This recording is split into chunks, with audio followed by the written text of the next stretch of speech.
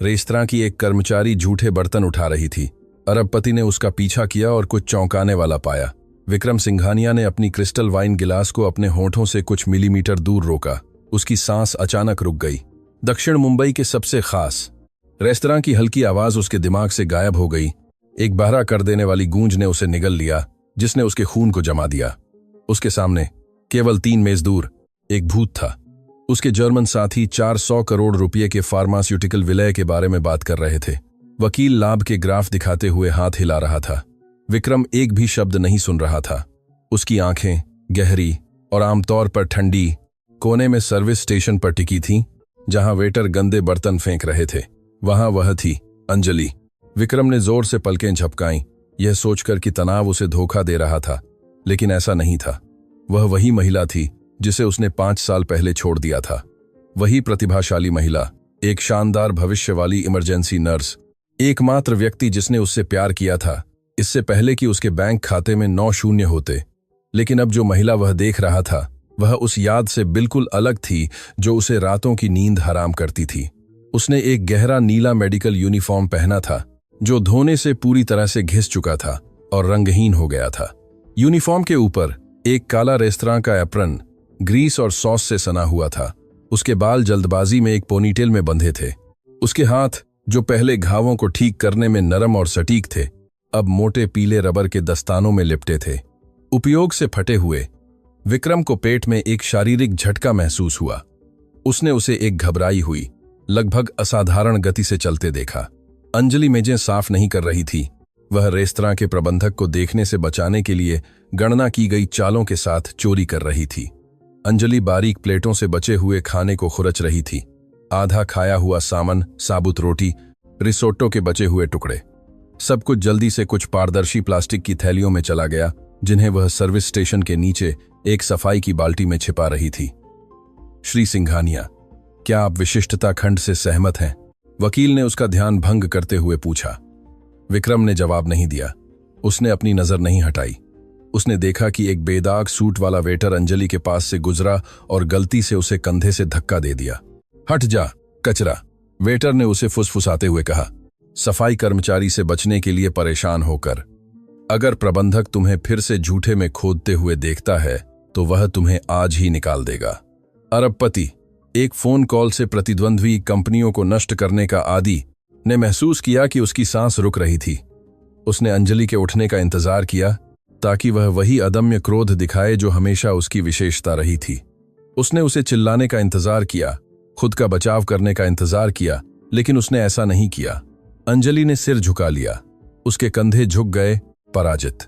उसने एक अनसुनी माफी बुदबुदाई। उसने बचे हुए खाने से भरी प्लास्टिक की थैली को कसकर पकड़ा और एक गंदे कपड़े से मेज साफ करना जारी रखा। उस छव्य ने विक्रम के अंदर कुछ तोड़ दिया। अपराधबोध, जिसे उसने महंगे सूट, बख्तरबंद कारों और संगमरमर के महलों की परतों के नीचे दफन कर दिया था, अचानक फट पड़ा। श्री सिंघानिया, जर्मन साथी ने जोर देकर कहा। ध्यान की कमी से स्पष्ट रूप से परेशान, विक्रम ने क्रिस्टल गिलास छोड़ दिया। वह मेज से टकराया और करोड़ों के दस्तावेजों पर रेड वाइन फैला दी। गहरा तरल कागज पर खून की तरह फैल गया। बैठक समाप्त हो गई। विक्रम ने इतनी गंभीर और कर्कश आवाज में कहा कि उसने मेज पर सभी को चुप करा दिया। क्या विक्रम, हम बस हस्ताक्षर करने वाले हैं। उसके वकील ने बड़ी आंखों से हस्तक्षेप करने की कोशिश की। विक्रम अचानक खड़ा हो गया। भारी ओक कुर्सी संगमरमर के फर्श पर हिंसक रूप से खिसकी, जिससे मुंबई के अभिजात वर्ग के कई भोजनालयों का ध्यान आकर्षित हुआ। उसे परवाह नहीं थी। उसे 400 करोड़ रुपये की परवाह नहीं थी। उसे विलय की परवाह नहीं थी। उसने सर्विस स्टेशन की ओर एक कदम बढ़ाया। उसे उससे बात करने की जरूरत थी। उसे यह समझने की जरूरत थी कि वह सबसे बुद्धिमान महिला जिसे वह जानता था, अमीरों के टुकड़ों के लिए भीख क्यों मांग रही थी। लेकिन जैसे ही वह लाउंज को पार करने वाला था, रसोई के दोहरे दरवाजे अचानक खुल गए। रेस्तरां का प्रबंधक अंजलि को हिंसक रूप से हाथ से पकड़े हुए दिखाई दिया। मैंने तुमसे कहा था कि मैं तुम्हें उन गंदे कपड़ों में लाउंज में नहीं देखना चाहता। प्रबंधक ने उसे धीमी लेकिन जहर से भरी आवाज में चिल्लाया। गली में, अपना कचरा पीछे से निकालो। अंजलि ने विरोध नहीं किया। उसने अपनी 2 भारी पारदर्शी प्लास्टिक की थैलियां पकड़ी और प्रबंधक द्वारा रसोई की गहराई में धकेल दी गई। विक्रम ने मुट्ठी भींच ली। उसे रसोई में जाने प्रबंधक का गला पकड़ने और पूरा रेस्तरां खरीद लेने का एक जंगली आवेग महसूस हुआ, सिर्फ उसे तुरंत बर्खास्त करने के लिए। लेकिन वह रुक गया। अगर अंजलि उसे 8 लाख रुपये के टॉम फोर्ड सूट में देखती तो अपमान उसके लिए बहुत बड़ा होता। उसे पहले सच्चाई जाननी थी। उसे जानना था कि वह कहाँ जा रही थी, अपने सहयोगियों को अलविदा कहे बिना, अपने वकील की पुकारों को अनदेखा करते हुए, जो रेस्तरां में उसका नाम चिल्ला रहा था। विक्रम मुख्य निकास की ओर तेजी से चला। खेल बदल गया था। अतीत अभी उसके वर्तमान से टकराया था। मुंबई में रात गर्म और दमनकारी थी। विक्रम लगभग दौड़ते हुए रेस्तरां से बाहर निकला। वैलेट पार्किंग को अपनी कार्बन ब्लैक बख्तरबंद एसयूवी लाने का शायद ही समय मिला। उसके निजी सुरक्षा चालक ने हमेशा की तरह पीछे का दरवाजा खोला। रमेश, तुम नीचे उतर जाओ, मैं आज गाड़ी चलाऊंगा, विक्रम ने कटुता से आदेश दिया। सुरक्षा गार्ड ने असमंजस में पलकें झपकाईं। विक्रम कभी गाड़ी नहीं चलाता था, लेकिन श्री सिंघानिया, सुरक्षा प्रोटोकॉल, अभी मेरी एसयूवी से नीचे उतरो, विक्रम गरजा। चालक ने तुरंत आज्ञा मानी। विक्रम ड्राइवर की सीट पर चढ़ गया, वाट इंजन को एक धीमी गर्जना के साथ स्टार्ट किया और तेजी से निकल गया। मुख्य एवेन्यू की सुनहरी रोशनी और शानदार शोरूम को पीछे छोड़ते हुए उसने स्टीयरिंग को रेस्तरां की पिछली गली की ओर घुमाया। वह ठीक समय पर पहुंचा। एक टूटी हुई लालटेन की टिमटिमाती रोशनी में उसने अंजलि को सर्विस गेट से बाहर निकलते देखा। वह तेजी से चल रही थी, उन 2 बड़ी प्लास्टिक की थैलियों के वजन से झुकी हुई थी जिन्हें वह ले जा रही थी। उसके पास कोई पर्स या जैकेट नहीं थी, बस वही घिसा पिटा यूनिफॉर्म और फटे हुए जूते जो गीले डामर पर बज रहे थे। विक्रम ने अपनी एसयूवी की लाइटें बंद कर दीं। 50 मीटर की सुरक्षित दूरी से वह उसका पीछा करने लगा। यात्रा एक खामोश यातना थी। अंजलि 5 ब्लॉक चली, जब तक वह एक जंगा लगी और तोड़फोड़ की गई बस स्टॉप पर नहीं पहुंची। विक्रम ने अपनी एसयूवी को कोने में अंधेरे में छिपाकर रोक दिया। उसने देखा कि वह अंधेरे में खुद को गले लगा रही थी। उसने देखा कि वह अपनी पारदर्शी प्लास्टिक की थैलियों के अंदर क्या देख रही थी। विक्रम ने बेहतर देखने के लिए आंखें सिकोड़ीं। गुजरती कारों की हेडलाइट्स की रोशनी में उसने उस कचरे में कुछ अजीब देखा जो अंजलि ने इकट्ठा किया था। यह सिर्फ खाने के बचे हुए टुकड़े नहीं थे। दूसरी थैली में कुचले हुए कार्डबोर्ड के डिब्बे, खाली शीशे की बोतलें और ऐसा कुछ था जो कोने की फार्मेसी के रिसाइकलिंग कंटेनर से बचाई गई आईवी ड्रिप ट्यूबिंग जैसा लग रहा था। एक पूर्व कुलीन नर्स फेंके गए मेडिकल कचरे के साथ क्या कर रही थी। एक पुरानी शहरी बस निकास पाइप से काले धुएं का बादल छोड़ते हुए स्टॉप के सामने चीखते हुए रुकी। अंजलि थैलियों को घसीटते हुए ऊपर चढ़ गई। विक्रम ने एक्सीलरेटर दबाया। शक्तिशाली बख्तरबंद एसयूवी जर्जर सार्वजनिक परिवहन का पीछा करने लगी। परिदृश्य नाटकीय रूप से बदल गया। उन्होंने रोशनी वाले गगनचुंबी इमारतें, सशस्त्र गार्डों वाली हवेली और साफ सुथरे बुलेवार्ड पीछे छोड़ दिए। बस बाहरी इलाके की खड़ी गलियों में चढ़ने लगी। डामर गायब हो गया। उसकी जगह मिट्टी, गहरे गड्ढे और भूखे आवारा कुत्ते कचरे में खोदते हुए विक्रम को गले में एक गांठ महसूस हुई। विपरीतता क्रूर थी। वह मिस्र की रेशमी चादरों में सोता था। जिस महिला से उसने शाश्वत प्रेम की कसम खाई थी, वह रात में पूर्ण गरीबी की ओर यात्रा कर रही थी। बस अंततः बस्ती के सबसे ऊंचे और अंधेरे हिस्से में रुक गई। पहाड़ी की ढलान पर एक दूसरे पर ढेर किए गए आधे अधूरे बने घरों का एक भूल भुलैया। दीवारें टूटी हुई, खुली ईंटों की थीं और बिना रंग के थीं। छतें साधारण जंग लगी धातु की चादरें थीं जिन्हें पुरानी टायरों से टिकाया गया था ताकि हवा उन्हें उड़ा न ले जाए। अंजलि बस से नीचे उतर गई। सड़क विक्रम की एसयूवी के लिए बहुत संकरी और खड़ी थी। उसने इंजन बंद कर दिया, दरवाजे का ताला खोल दिया। वह जानता था कि वह सभी सुरक्षा नियमों को तोड़ रहा था। आधी रात को उस मोहल्ले में अकेला घूमता हुआ पाटेक फिलिप घड़ी वाला एक आदमी एक चलता फिरता लक्ष्य था, लेकिन उस पल उसके दिमाग में डर नहीं था। केवल अंजलि के साथ क्या हुआ था यह जानने की बेताब अर्जेंसी थी। वह अपनी इतालवी जूतों से गीली मिट्टी पर चलते हुए वाहन से नीचे उतरा।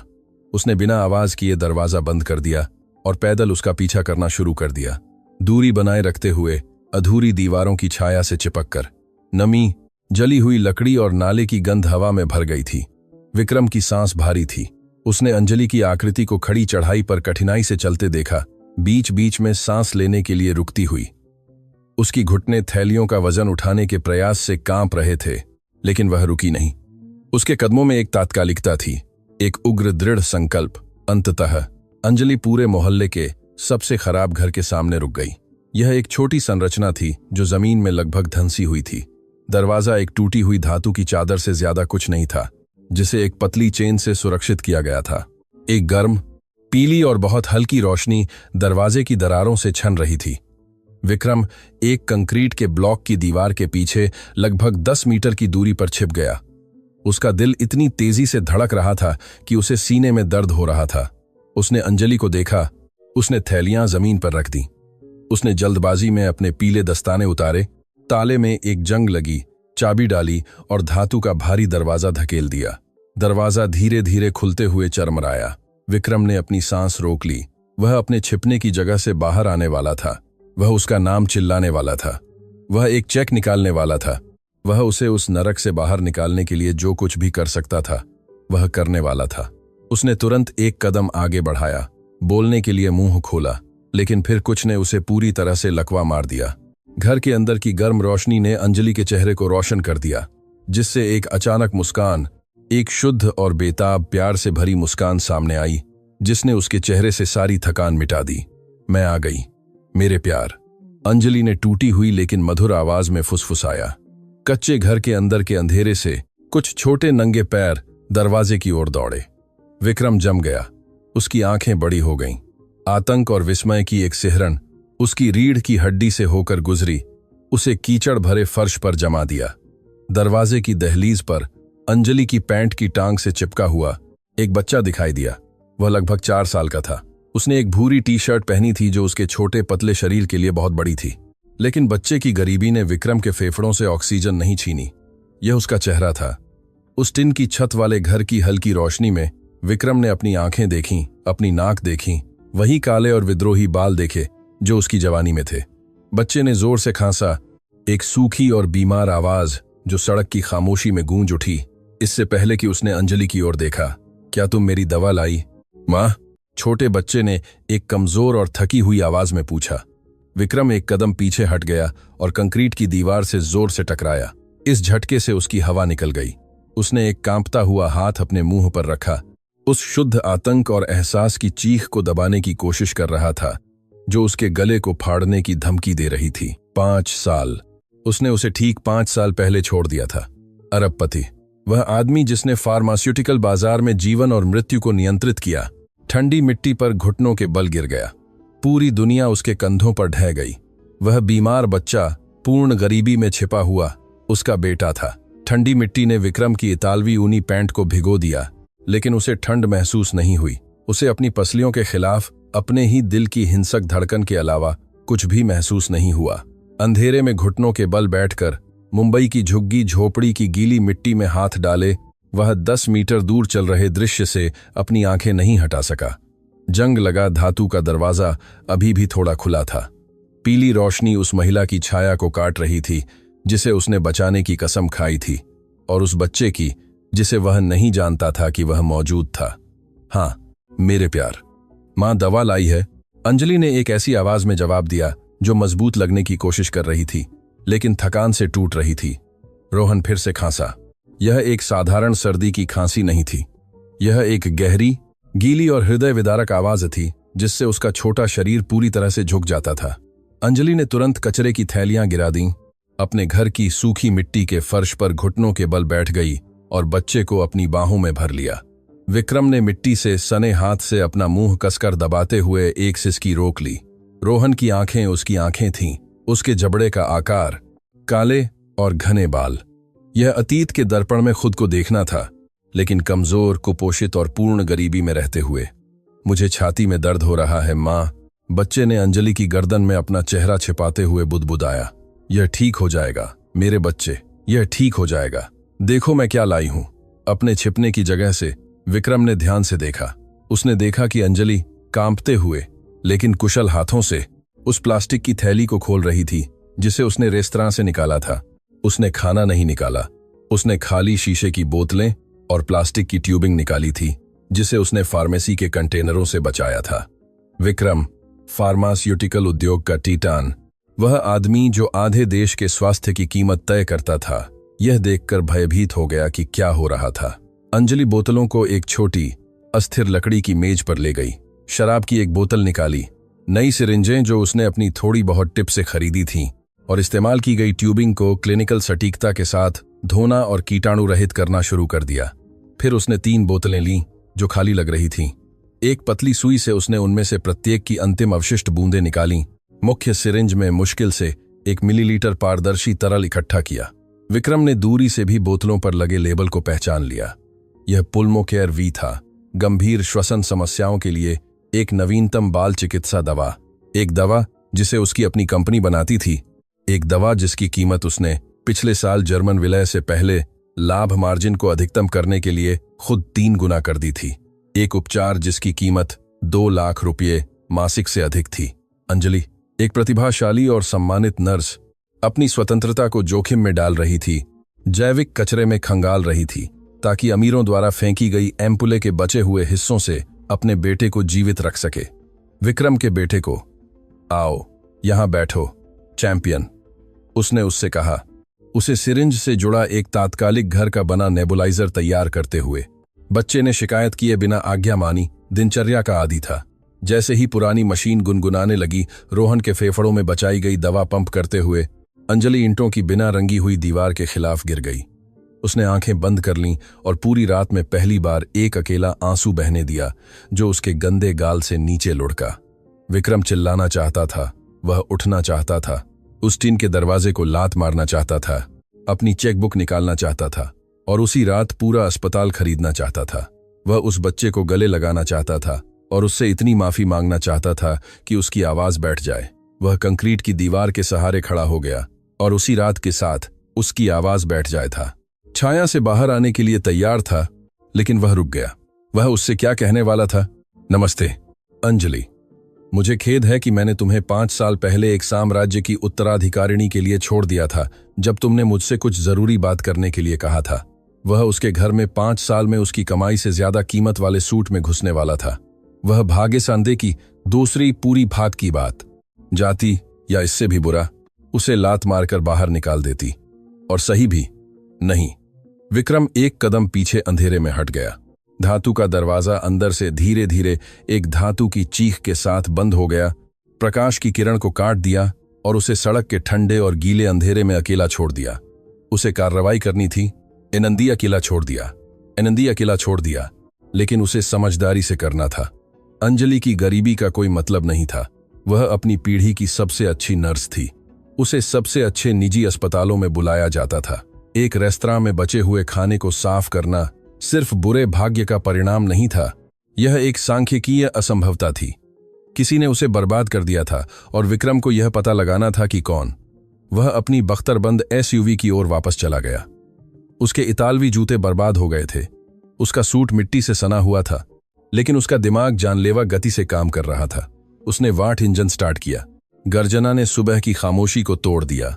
उसने अपने कंपार्टमेंट से अपना सैटेलाइट फोन निकाला और एक एन्क्रिप्टेड नंबर डायल किया। 2 बार बजा। बताओ, श्री सिंघानिया। दूसरी तरफ की आवाज कर्कश, पेशेवर और नींद का कोई निशान नहीं था। सुबह के 3 बजे होने के बावजूद, राणा, मुझे सब कुछ चाहिए, बिल्कुल सब कुछ। किसके बारे में? श्रीमान अंजलि मेहता, अपोलो अस्पताल में पूर्व नर्स। मैं जानना चाहता हूं कि वह पिछले 5 साल कहां रही है, उसने कहां काम किया है, उसे किसने नियुक्त किया है, किसने उसे बर्खास्त किया है, उसके बैंक खाते, उसके मेडिकल रिकॉर्ड। मैं जानना चाहता हूं कि उसे रोटी कौन बेचता है और उसे पानी का बिल कौन लेता है। मैं इसे सुबह 7 बजे अपने डेस्क पर चाहता हूं। और राणा, हां श्रीमान, अगर तुम्हें पता चला कि किसी ने उसे नुकसान पहुंचाया है तो मुझे उस व्यक्ति का नाम लाल अक्षरों में चाहिए। मुंबई का सूरज सिंघानिया कॉर्पोरेट ऑफिस की विशाल कांच की खिड़कियों से टकरा रहा था, लेकिन 40वीं मंजिल पर मुख्य कार्यालय ठंडी ठंडक में डूबा हुआ था। विक्रम 1 सेकंड भी नहीं सोया था। वह खिड़की के सामने खड़ा था, शहर को अपने पैरों के नीचे देख रहा था। अभी भी कल रात के मिट्टी से सने हुए सूट में महोगनी का लकड़ी का दरवाजा उसके पीछे बिना दस्तक के खुल गया। इग्नासियो राणा, एक पूर्व सैन्य खुफिया अधिकारी जो अब भारतीय अभिजात वर्ग के सबसे क्रूर निजी जासूस के रूप में काम कर रहा था, कार्यालय में दाखिल हुआ। उसने एक काला कठोर चमड़े का ब्रीफकेस पकड़ा हुआ था। उसने अपने बॉस के अस्त व्यस्त रूप के बारे में कोई सवाल नहीं पूछा। वह बस टेम्पर्ड ग्लास डेस्क तक चला और एक मोटी फाइल गिरा दी। आवाज कार्यालय की खामोशी में एक संतरा में बीच करने में गोली की तरह गूंजी। इसे खोदना मुश्किल था। श्री सिंघानिया, राणा ने अपनी बाहें मोड़ते हुए कहा, किसी ने इस महिला को नक्शे से मिटाने के लिए बहुत प्रयास किए। वे उसे मारना नहीं चाहते थे, वे यह सुनिश्चित करना चाहते थे कि वह जीवित न रह पाए। विक्रम धीरे धीरे मुड़ा, उसकी आंखें लाल थीं। वह डेस्क की ओर चला और फाइल खोली। पहला पेज अंजलि की 5 साल पहले ली गई एक तस्वीर थी। वह अपने बेदाग सफेद यूनिफॉर्म में मुस्कुरा रही थी। दूसरा पेज कल ली गई एक तस्वीर थी। अंजलि रेस्तरां के सर्विस लेन से कचरे की थैलियां लेकर बाहर निकल रही थी। विपरीतता उसके सीने में सीधा वार थी। समझाओ, विक्रम ने कर्कश आवाज में आदेश दिया। अंजलि मेहता ने अपना करियर नहीं छोड़ा। श्रीमान, उसे अयोग्य घोषित कर दिया गया। ठीक 4 साल और 11 महीने पहले विक्रम ने तुरंत मानसिक गणना की। 1 महीने बाद जब उसने उसे छोड़ दिया और पारिवारिक कंपनियों के विलय को मजबूत करने के लिए मीरा से शादी कर ली थी। क्यों? उसने अदालती मुहरों और नोटरीकृत दस्तावेजों से भरे पन्नों को पलटते हुए जानना चाहा। उस पर अपोलो अस्पताल के भीतर गंभीर चिकित्सा, लापरवाही और नशीले पदार्थों की चोरी का आरोप लगाया गया था। आरोप क्रूर थे। रिकॉर्ड के अनुसार उसने काला बाजार में बेचने के लिए इन्वेंट्री से मॉर्फिन और बहुत महंगी बच्चों की दवाएं चुराईं। रिकॉर्ड बदल दिए, मरीजों की जान जोखिम में डाल दी। विक्रम ने मुट्ठी से डेस्क के क्रिस्टल पर इतनी ताकत से प्रहार किया कि संरचना चरमरा गई। यह झूठ है। वह अनियंत्रित क्रोध से शब्दों को थूकते हुए गरजा। अंजलि ऐसा कभी नहीं करेगी। उसका पेशा उसका जीवन था। वह किसी मरीज से एक गोली चुराने से पहले भूख से मरना पसंद करेगी। मैं जानता हूं, श्रीमान, राणा ने क्लिनिकल ठंडक से जवाब दिया, क्रोध के विस्फोट से अप्रभावित। और मेडिकल बोर्ड भी जानता था। उस समय पुख्ता सबूतों की कमी थी। वे मामले को खारिज करने वाले थे, लेकिन फिर किसी ने हस्तक्षेप किया। विक्रम जम गया। उसके गले से ठंडे पसीने की एक बूंद लुढ़क गई। उसने जासूस की ओर देखा। कौन? राणा ने हाथ बढ़ाया, फाइल के निचले हिस्से से एक दस्तावेज लिया और उसे डेस्क पर सरका दिया।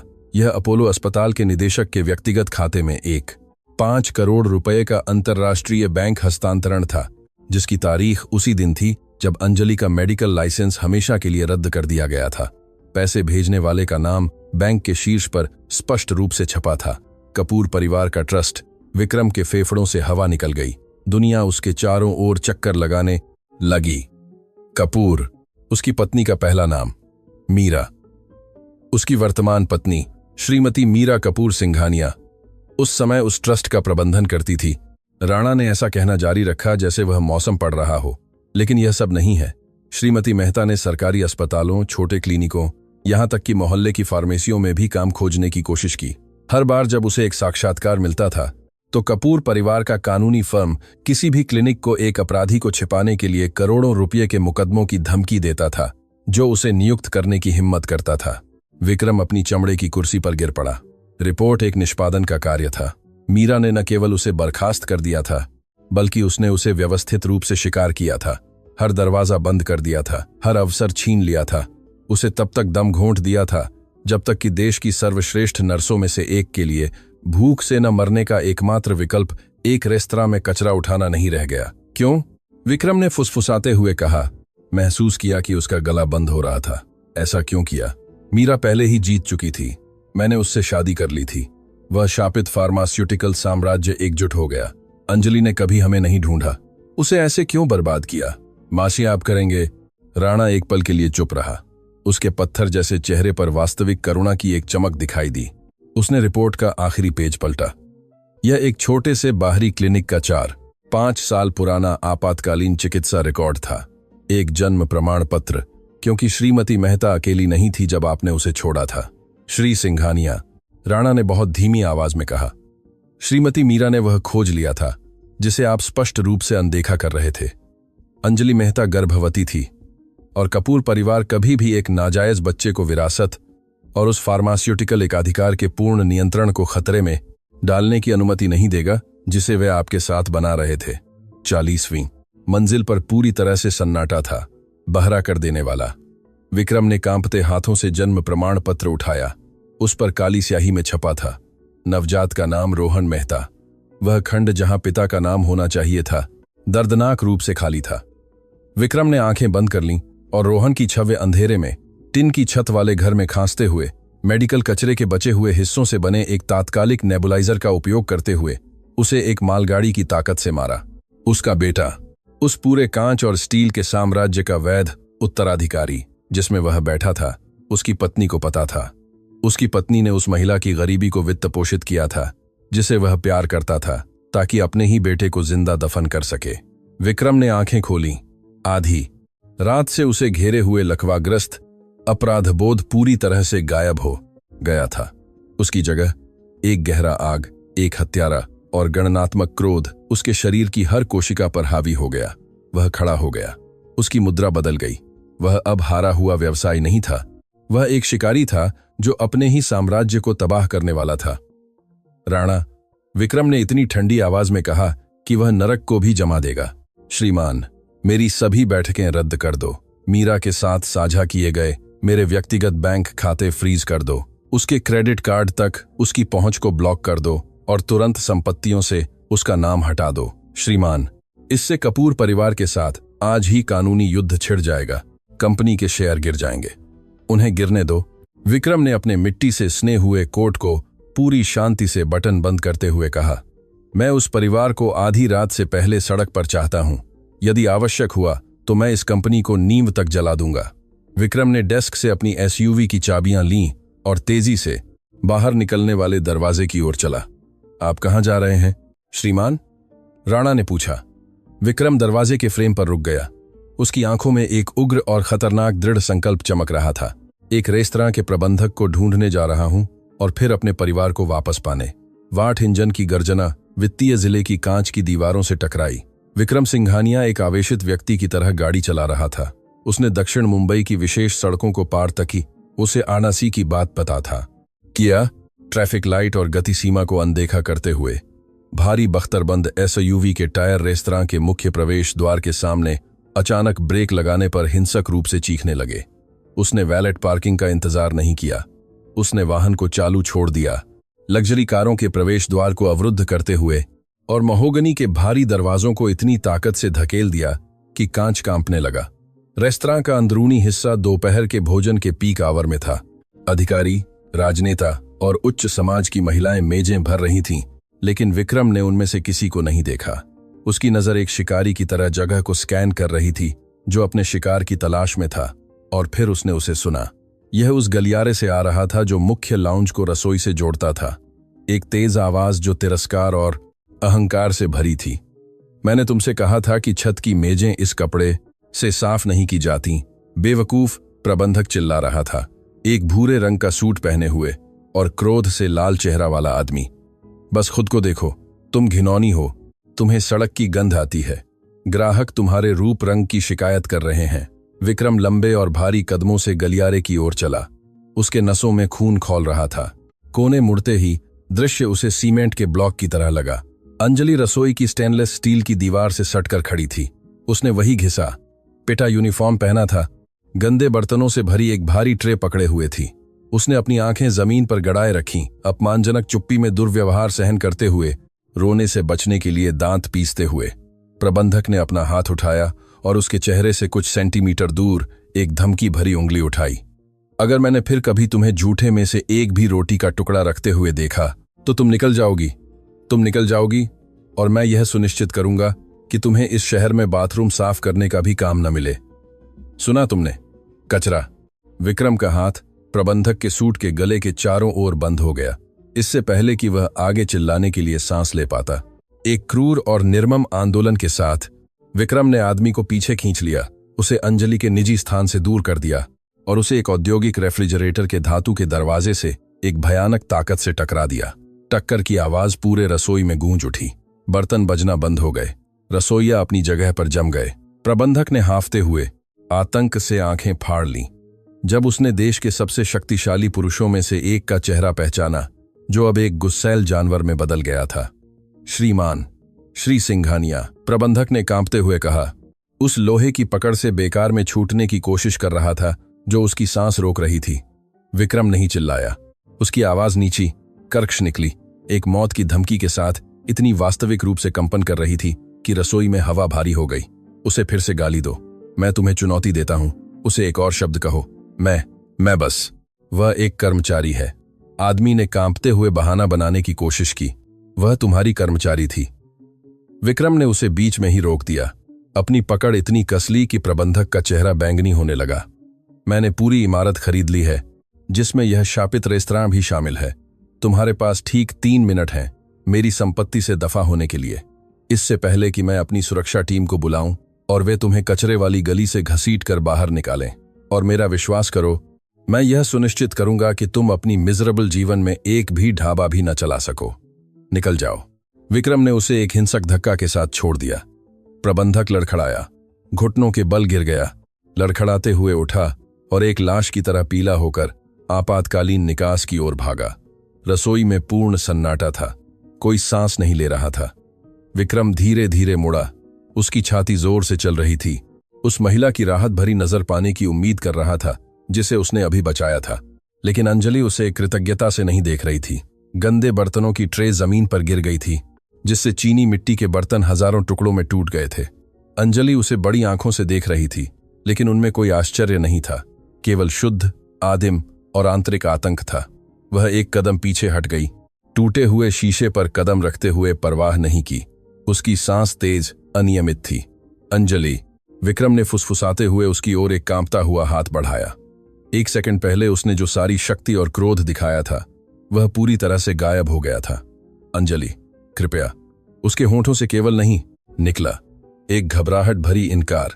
वह मुड़ गई और भाग गई।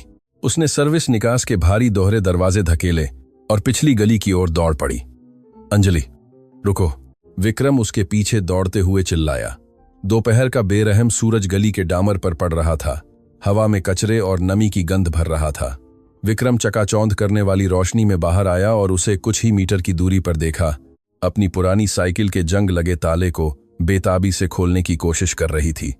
विक्रम 3 छलांगों में उस तक पहुंच गया। उसने उसके हाथ को धीरे से पकड़ा, उसे तोड़ने से डरते हुए। मुझे छोड़ दो, अंजलि ने एक दिल दहला देने वाली ताकत से चिल्लाया। वह एक फंसी हुई शेरनी के गुस्से के साथ मुड़ी और अपने बचे हुए सभी ताकत का उपयोग करते हुए दोनों हाथों से उसे सीने पर धकेल दिया। विक्रम पीछे लड़खड़ाया, उसकी प्रतिक्रिया की हिंसा से स्तब्ध। मुझे मत छुओ, मुझे छूने की हिम्मत मत करो। वह पसीने से सने, गालों से गुस्से और निराशा के आंसू बहाते हुए चिल्ला रही थी। तुम क्यों आए? मुझे अपमानित करने के लिए, यह देखने के लिए कि मैं कैसे रेंगती हूं। तुमने देख लिया कि मैं क्या बन गई हूं। अब जाओ। अंजलि, मेरी बात सुनो। भगवान के लिए, मुझे सब पता है। मैं कल रात तुम्हारे घर गया था। मैंने तुम्हारा पीछा किया। मैंने बच्चे को देखा। शब्द गोली की तरह थे। अंजलि पूरी तरह से जम गई। उसके चेहरे से रंग उड़ गया। उसके पीले प्लास्टिक के दस्ताने वाले हाथ उसके बगल में गिर गए, अनियंत्रित रूप से कांपते हुए। उसने बोलने के लिए मुंह खोला, लेकिन उसके फेफड़ों तक हवा नहीं पहुंच रही थी। मैंने उसे देखा, अंजलि, विक्रम ने टूटी हुई आवाज में कहना जारी रखा, सावधानी से उसकी ओर एक कदम बढ़ाते हुए। उसकी आंखों में शुद्ध पीड़ा के आंसू भर रहे थे। मैंने देखा कि तुम सिरिंज के साथ क्या करती हो। मैंने वह दवा देखी जो तुम निकालती हो। मैंने देखा कि मेरी अपनी कंपनी उस बच्चे की जान कैसे ले रही है। मैं मेडिकल अयोग्यता के बारे में जानता हूं।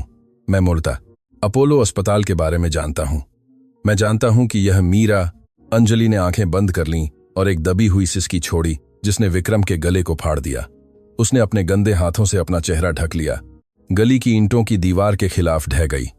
वह अब गुस्सैल शेरनी नहीं थी, वह एक टूटी हुई महिला थी। एक युद्ध से हड्डियों तक थकी हुई थी, जिसे वह 5 साल से अकेले अंधेरे में लड़ रही थी। विक्रम करीब आया, दूरी कम करते हुए, और उससे कुछ सेंटीमीटर दूर रुक गया। वह उसे गले लगाना चाहता था, उसे दुनिया से छिपाना चाहता था, लेकिन वह जानता था कि उसे यह अधिकार नहीं था। उसने उसके साथ जो किया था, उसके बाद नहीं। मुझे माफ कर दो, विक्रम ने फुसफुसाया, और अपने पूरे वयस्क जीवन में पहली बार एक साम्राज्य को नियंत्रित करने वाला आदमी किसी और के सामने टूट कर रो पड़ा। ओह, मुझे माफ कर दो, मुझे नहीं पता था। मैं अपनी जान की कसम खाता हूं, अंजलि।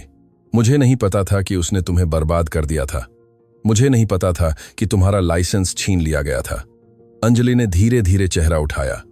उसकी लाल और सूजी हुई आंखों ने उसे एक ठंडी और गहरी नफरत से देखा, जिसने विक्रम के खून को जमा दिया। और तुम्हारे माफी का क्या फायदा, विक्रम? उसने जहर से भरी आवाज में थूका।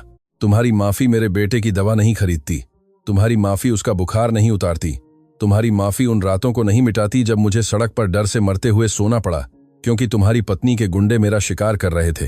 विक्रम को लगा कि दुनिया का संतुलन बिगड़ रहा है। कौन से गुंडे? उसने पूछा, पेट में खालीपन महसूस करते हुए। अंजलि, मुझे सच बताओ, वह बच्चा जिसे मैंने उस टिन के घर में देखा था, रोहन। गली में सन्नाटा असहनीय हो गया। केवल दूर के ट्रैफिक के शोर और दोनों की तेज सांसों से टूट रहा था। अंजलि ने उसकी आंखों में देखा। उसकी छाती हिंसक रूप से ऊपर नीचे हो रही थी।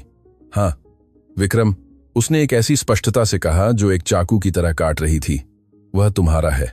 शब्द गली की गर्म हवा में तैरते रहे, भारी और निर्णायक। वह तुम्हारा है। विक्रम एक कदम पीछे हटा, लड़खड़ाते हुए। उस महिला के अपने होठों से कही गई पुष्टि, जिसे वह प्यार करता था, एक विनाशकारी झटका था। उसकी घुटने एक सेकंड के लिए ढीले पड़ गए। उसने अपने हाथों को अपने सिर पर ले जाकर अपनी काली बालों में उंगलियां फिराईं। उस त्रासदी की गंभीरता को संसाधित करने में असमर्थ था जिसे उसकी अपनी महत्वाकांक्षा ने बनाया था। एक बेटा, उसका एक 4 साल का बेटा था। एक बेटा जो बिना रंगी ईंटों और टिन की छत वाले घर में रहता था, जो जैविक कचरे से रिसाइकिल की गई दवाएं सांस लेता था, जबकि वह 100-200 करोड़ रुपए के महल में सोता था। तुमने मुझे क्यों नहीं बताया? विक्रम ने निराशा के कगार पर टूटी हुई आवाज में पूछा। तुमने मुझे क्यों नहीं ढूंढा? मैंने मीरा को छोड़ दिया होता, मैंने विलय रद्द कर दिया होता, मैंने सब कुछ छोड़ दिया होता, सब कुछ अगर तुमने मुझे बताया होता कि तुम गर्भवती हो। अंजलि एक कड़वी, सूखी हंसी हंसी, जिसमें ह्यूमर का कोई निशान नहीं था। मैं तुम्हें बताना चाहती थी, उसने कहा, अपनी आंखें उसकी आंखों में एक भयानक तीव्रता के साथ गड़ाते हुए। क्या तुम्हें वह दिन याद है जब तुमने मुझे छोड़ दिया था विक्रम? वह दिन जब तुमने मुझे उस शानदार कैफे में बुलाया था, यह कहने के लिए कि हमारा रोमांस तुम्हारे परिवार की कॉरपोरेट योजनाओं में फिट नहीं बैठता। मैं उस नियुक्ति पर अपने बैग में गर्भावस्था परीक्षण के साथ गई थी। मैं तुम्हें बताने वाली थी, लेकिन तुमने मुझे बोलने नहीं दिया। तुमने मुझे भावनात्मक मुआवजे का चेक दिया और मुझसे कहा कि मैं तुमसे दूर रहूं। याद ने विक्रम को एक चाबुक के शारीरिक बल से मारा। उसकी जवानी का अहंकार, जिस ठंडक से उसने उसके साथ व्यवहार किया था ताकि अपने पिता को दिखा सके कि वह एक निर्मम नेता हो सकता है, उसने उस पल खुद से इतनी नफरत की जितनी उसने कभी किसी से नहीं की थी। फिर भी मैंने हफ्तों बाद तुम्हें ढूंढने की कोशिश की, अंजलि ने कहना जारी रखा। उसकी आवाज दबी हुई क्रोध से कांप रही थी। मैं तुम्हारे कार्यालय गई, मैं तुम्हारे कांच के कॉरपोरेट ऑफिस गई। गार्ड ने मुझे अंदर नहीं जाने दिया और उसी शाम मुझे रोक लिया गया। विक्रम ने अचानक ऊपर देखा। उसकी आंखों में फिर से आतंक लौट आया। तुम्हें किसने रोका? अंजलि ने खुद को गले लगा लिया, जैसे कि गली की दम घोंट देने वाली गर्मी अचानक बर्फ में बदल गई हो। उसकी नजर ईंटों की दीवार में खो गई, उस दुःस्वप्न को फिर से जी रही थी जिसने उसे रसातल में धकेल दिया था। तुम्हारी जैसी एक काली एसयूवी बिना नंबर प्लेट के। उन्होंने अपोलो अस्पताल में मेरी शिफ्ट खत्म होने के बाद मेरा रास्ता रोक दिया। 2 सूट पहने आदमी नीचे उतरे। उन्होंने मुझे जबरदस्ती पीछे बैठाया। विक्रम ने सांस लेना बंद कर दिया। उसकी मुट्ठी इतनी कस गई कि उसकी गांठें सफेद पड़ गईं। मीरा अंदर बैठी थी, अंजलि ने कहा, और नाम का उच्चारण जहर की तरह थूका गया। उसने एक परफेक्ट डिजाइनर ड्रेस पहनी थी, गहरे रंग के चश्मे और एक मुस्कान जिसने मेरा पेट मरोड़ दिया। उसे बच्चे के बारे में पता था। उसके पास एक निजी मेडिकल रिपोर्ट थी जिसे मैंने कभी अधिकृत नहीं किया था, और उसके पास एक बंदूक थी। विक्रम का दिल रुक गया। उनमें से एक आदमी ने मेरे हाथों को पकड़ा। उसने धीमी आवाज में कहना जारी रखा, याद के आतंक में फंसी हुई। मीरा ने एक छोटी चांदी की पिस्तौल निकाली। उसने उसे सीधे मेरे पेट पर रख दिया, ठीक उसी जगह जहां मेरा बेटा बढ़ रहा था। तुम्हारा बेटा विक्रम। और उसने मेरी आंखों में देखा, बिना आवाज उठाए।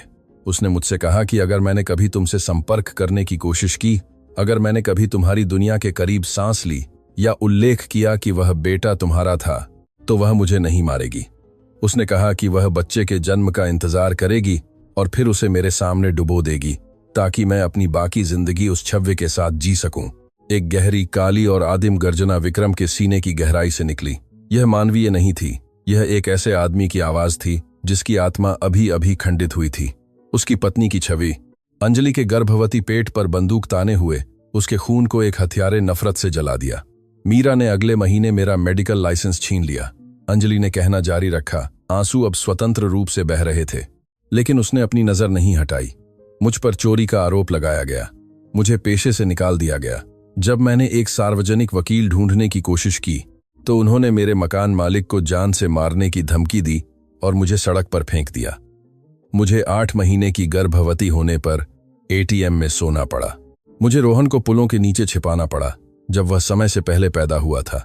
यह सब इसलिए क्योंकि कपूर की वारिस नहीं चाहती थी कि नाजायज बच्चे कंपनी का नाम खराब करें। विक्रम गली के गंदे फुटपाथ पर घुटनों के बल गिर पड़ा। उसे अब अपने सूट, अपनी हैसियत, अपने शापित अभिमान की परवाह नहीं थी।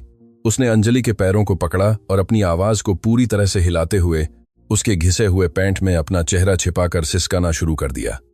माफ करना, माफ करना। विक्रम पूरी तरह से टूटकर कराह रहा था। उसके फैसलों का बोझ, स्वार्थ, अंधापन, सब कुछ उसे कुचल रहा था। अंजलि ने उसे सहलाया नहीं, उसे गले नहीं लगाया। वह कठोर खड़ी रही, उस आदमी के कंधे के ऊपर से देखती रही जो कभी उसके जीवन का प्यार था, अब गली के फर्श पर एक टूटा हुआ खोल बनकर रह गया था। मैंने अपना स्वाभिमान निगल लिया, विक्रम, उसने एक गंभीर ठंडक से कहा। मैंने उन्हें मुझे कुचलने दिया। मैं मेजें साफ करती हूँ, कचरा उठाती हूँ, एक्सपायर्ड दवाएं निकालती हूँ ताकि रोहन एक और दिन सांस ले सके। मैंने उसे जीवित रखने के लिए नरक से सौदा किया, पहाड़ियों में छिपी हुई जहां मीरा उसे नहीं ढूंढ पाएगी। अंजलि एक कदम पीछे हट गई, विक्रम को उसे छोड़ने के लिए मजबूर किया। उसने उसे ऊपर से देखा, निर्मम। इसलिए मैं तुमसे जाने के लिए कहती हूं, विक्रम, हमें तुम्हारी जरूरत नहीं है। हमें कभी तुम्हारी जरूरत नहीं पड़ी। तुम्हारी यहां उपस्थिति मेरे बेटे के लिए मौत की सजा है। अगर मीरा को पता चला कि तुमने हमें ढूंढ लिया है तो वह अपना वादा पूरा करेगी और मैं तुम्हें अपने संगमरमर के कब्रिस्तानों में अपने बेटे को दफनाने नहीं दूंगी। अंजलि मुड़ गई, अपनी पुरानी साइकिल का हैंडल पकड़ा और तेजी से सड़क की ओर चलने लगी, उसे पीछे छोड़ते हुए। अंजलि, रुको। विक्रम लड़खड़ाते हुए जमीन से उठा। उसकी आंखों में अब आंसू नहीं थे, अब उनमें एक ऐसे आदमी की ठंडी और घातक चमक थी जो पूरी दुनिया को जलाने को तैयार था। मैं नहीं जाऊंगा, वह मेरा बेटा है और मैं रोहन की जिंदगी की कसम खाता हूं कि मैं मीरा को बर्बाद कर दूंगा। मैं कपूर परिवार को जड़ से उखाड़ फेंकूंगा। अंजलि गली के कोने पर रुक गई। वह मुड़ी नहीं, उसने बस थोड़ा सा सिर घुमाया ताकि अपने आखिरी शब्द कह सके। रोहन के पास ज्यादा समय नहीं है, विक्रम। एक्सपायर्ड दवा अब उस पर असर नहीं कर रही है। उसके फेफड़े फेल हो रहे हैं। अपनी अरबपति की प्रतिशोध अपने पास रखो। मैं बस चाहती हूं कि मेरा बेटा सांस ले। और बिना कुछ और कहे अंजलि पैदल चलने वालों और शहर के ट्रैफिक के सागर में खो गई। विक्रम को गली की छाया में अकेला छोड़ दिया। अरबपति कुछ सेकंड के लिए लकवाग्रस्त हो गया। निराशा एक ठंडी और पूर्ण स्पष्टता में बदल गई। उसने अपने फटे सूट की अंदरूनी जेब से अपना सैटेलाइट फोन निकाला। स्क्रीन आंसुओं और धूल से सनी हुई थी। उसने फिर से राणा, अपने खुफिया और सुरक्षा प्रमुख का नंबर डायल किया। राणा, विक्रम ने एक ऐसी आवाज में कहा जिसमें बातचीत की कोई गुंजाइश नहीं थी। हेलीकॉप्टर तैयार करो। मुझे एक सामरिक चिकित्सा सुरक्षा टीम चाहिए और कपूर सिंघानिया फार्मास्यूटिकल्स के निदेशक मंडल से संपर्क करो। उनसे कहो कि अध्यक्ष ने आज रात हवेली में एक आपातकालीन बैठक बुलाई है। एजेंडा क्या है, श्रीमान? राणा ने अपने बॉस की घातक तनावपूर्ण आवाज को भांपते हुए पूछा। विक्रम ने गली के उस छोर की ओर देखा जहां अंजलि गायब हो गई थी। पूर्ण युद्ध। सिंघानिया हवेली के लोहे के गड्ढे हुए दरवाजे खामोशी से खुल गए। बख्तरबंद एसयूवी पूरी गति से अंदर घुसी, मुख्य रास्ते की सफेद बजरी को कुचलते हुए और इतालवी संगमरमर के फव्वारे से कुछ सेंटीमीटर दूर रुक गई। विक्रम इंजन के पूरी तरह से बंद होने से पहले ही वाहन से नीचे उतर गया। उसने सशस्त्र सुरक्षा गार्डों को अनदेखा कर दिया जो उसे भ्रमित होकर देख रहे थे। उसका सूट, यूरोपीय दर्जी का एक मास्टरपीस, अभी भी बस्ती की मिट्टी और गली की धूल से सना हुआ था। उसके चमड़े के जूते लॉबी के बेदाग ग्रेनाइट के फर्श पर गंदे निशान छोड़ रहे थे। वह सीधे मुख्य कमरे की ओर चला। मीरा कपूर सफेद मखमल के सोफे पर बैठी थी। उसने एक पन्ना रेशम का गाउन पहना था, एक क्रिस्टल शैंपेन गिलास पकड़े हुए थी, जबकि वह अपने टैबलेट पर कला नीलामी सूची देख रही थी। क्रिस्टल झूमर की रोशनी उसके पूरी तरह से तराशे हुए ठंडे और अपरिवर्तनीय चेहरे को रोशन कर रही थी। भारी कदमों की आवाज सुनकर उसने ऊपर देखा। उसकी तिरस्कार भरी अभिव्यक्ति तुरंत दिखाई दी।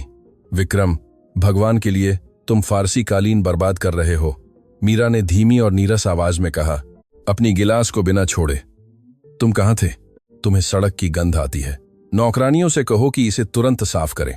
हमारी 2 घंटे में राजदूत के साथ रात का खाना है। विक्रम रुका नहीं। वह टेम्पर्ड ग्लास कॉफी टेबल तक चला और वह मोटी काली फाइल फेंक दी जो उसके जासूस ने उसे दी थी। इस झटके से मीरा का गिलास उछल गया और शैंपेन मेज पर फैल गया।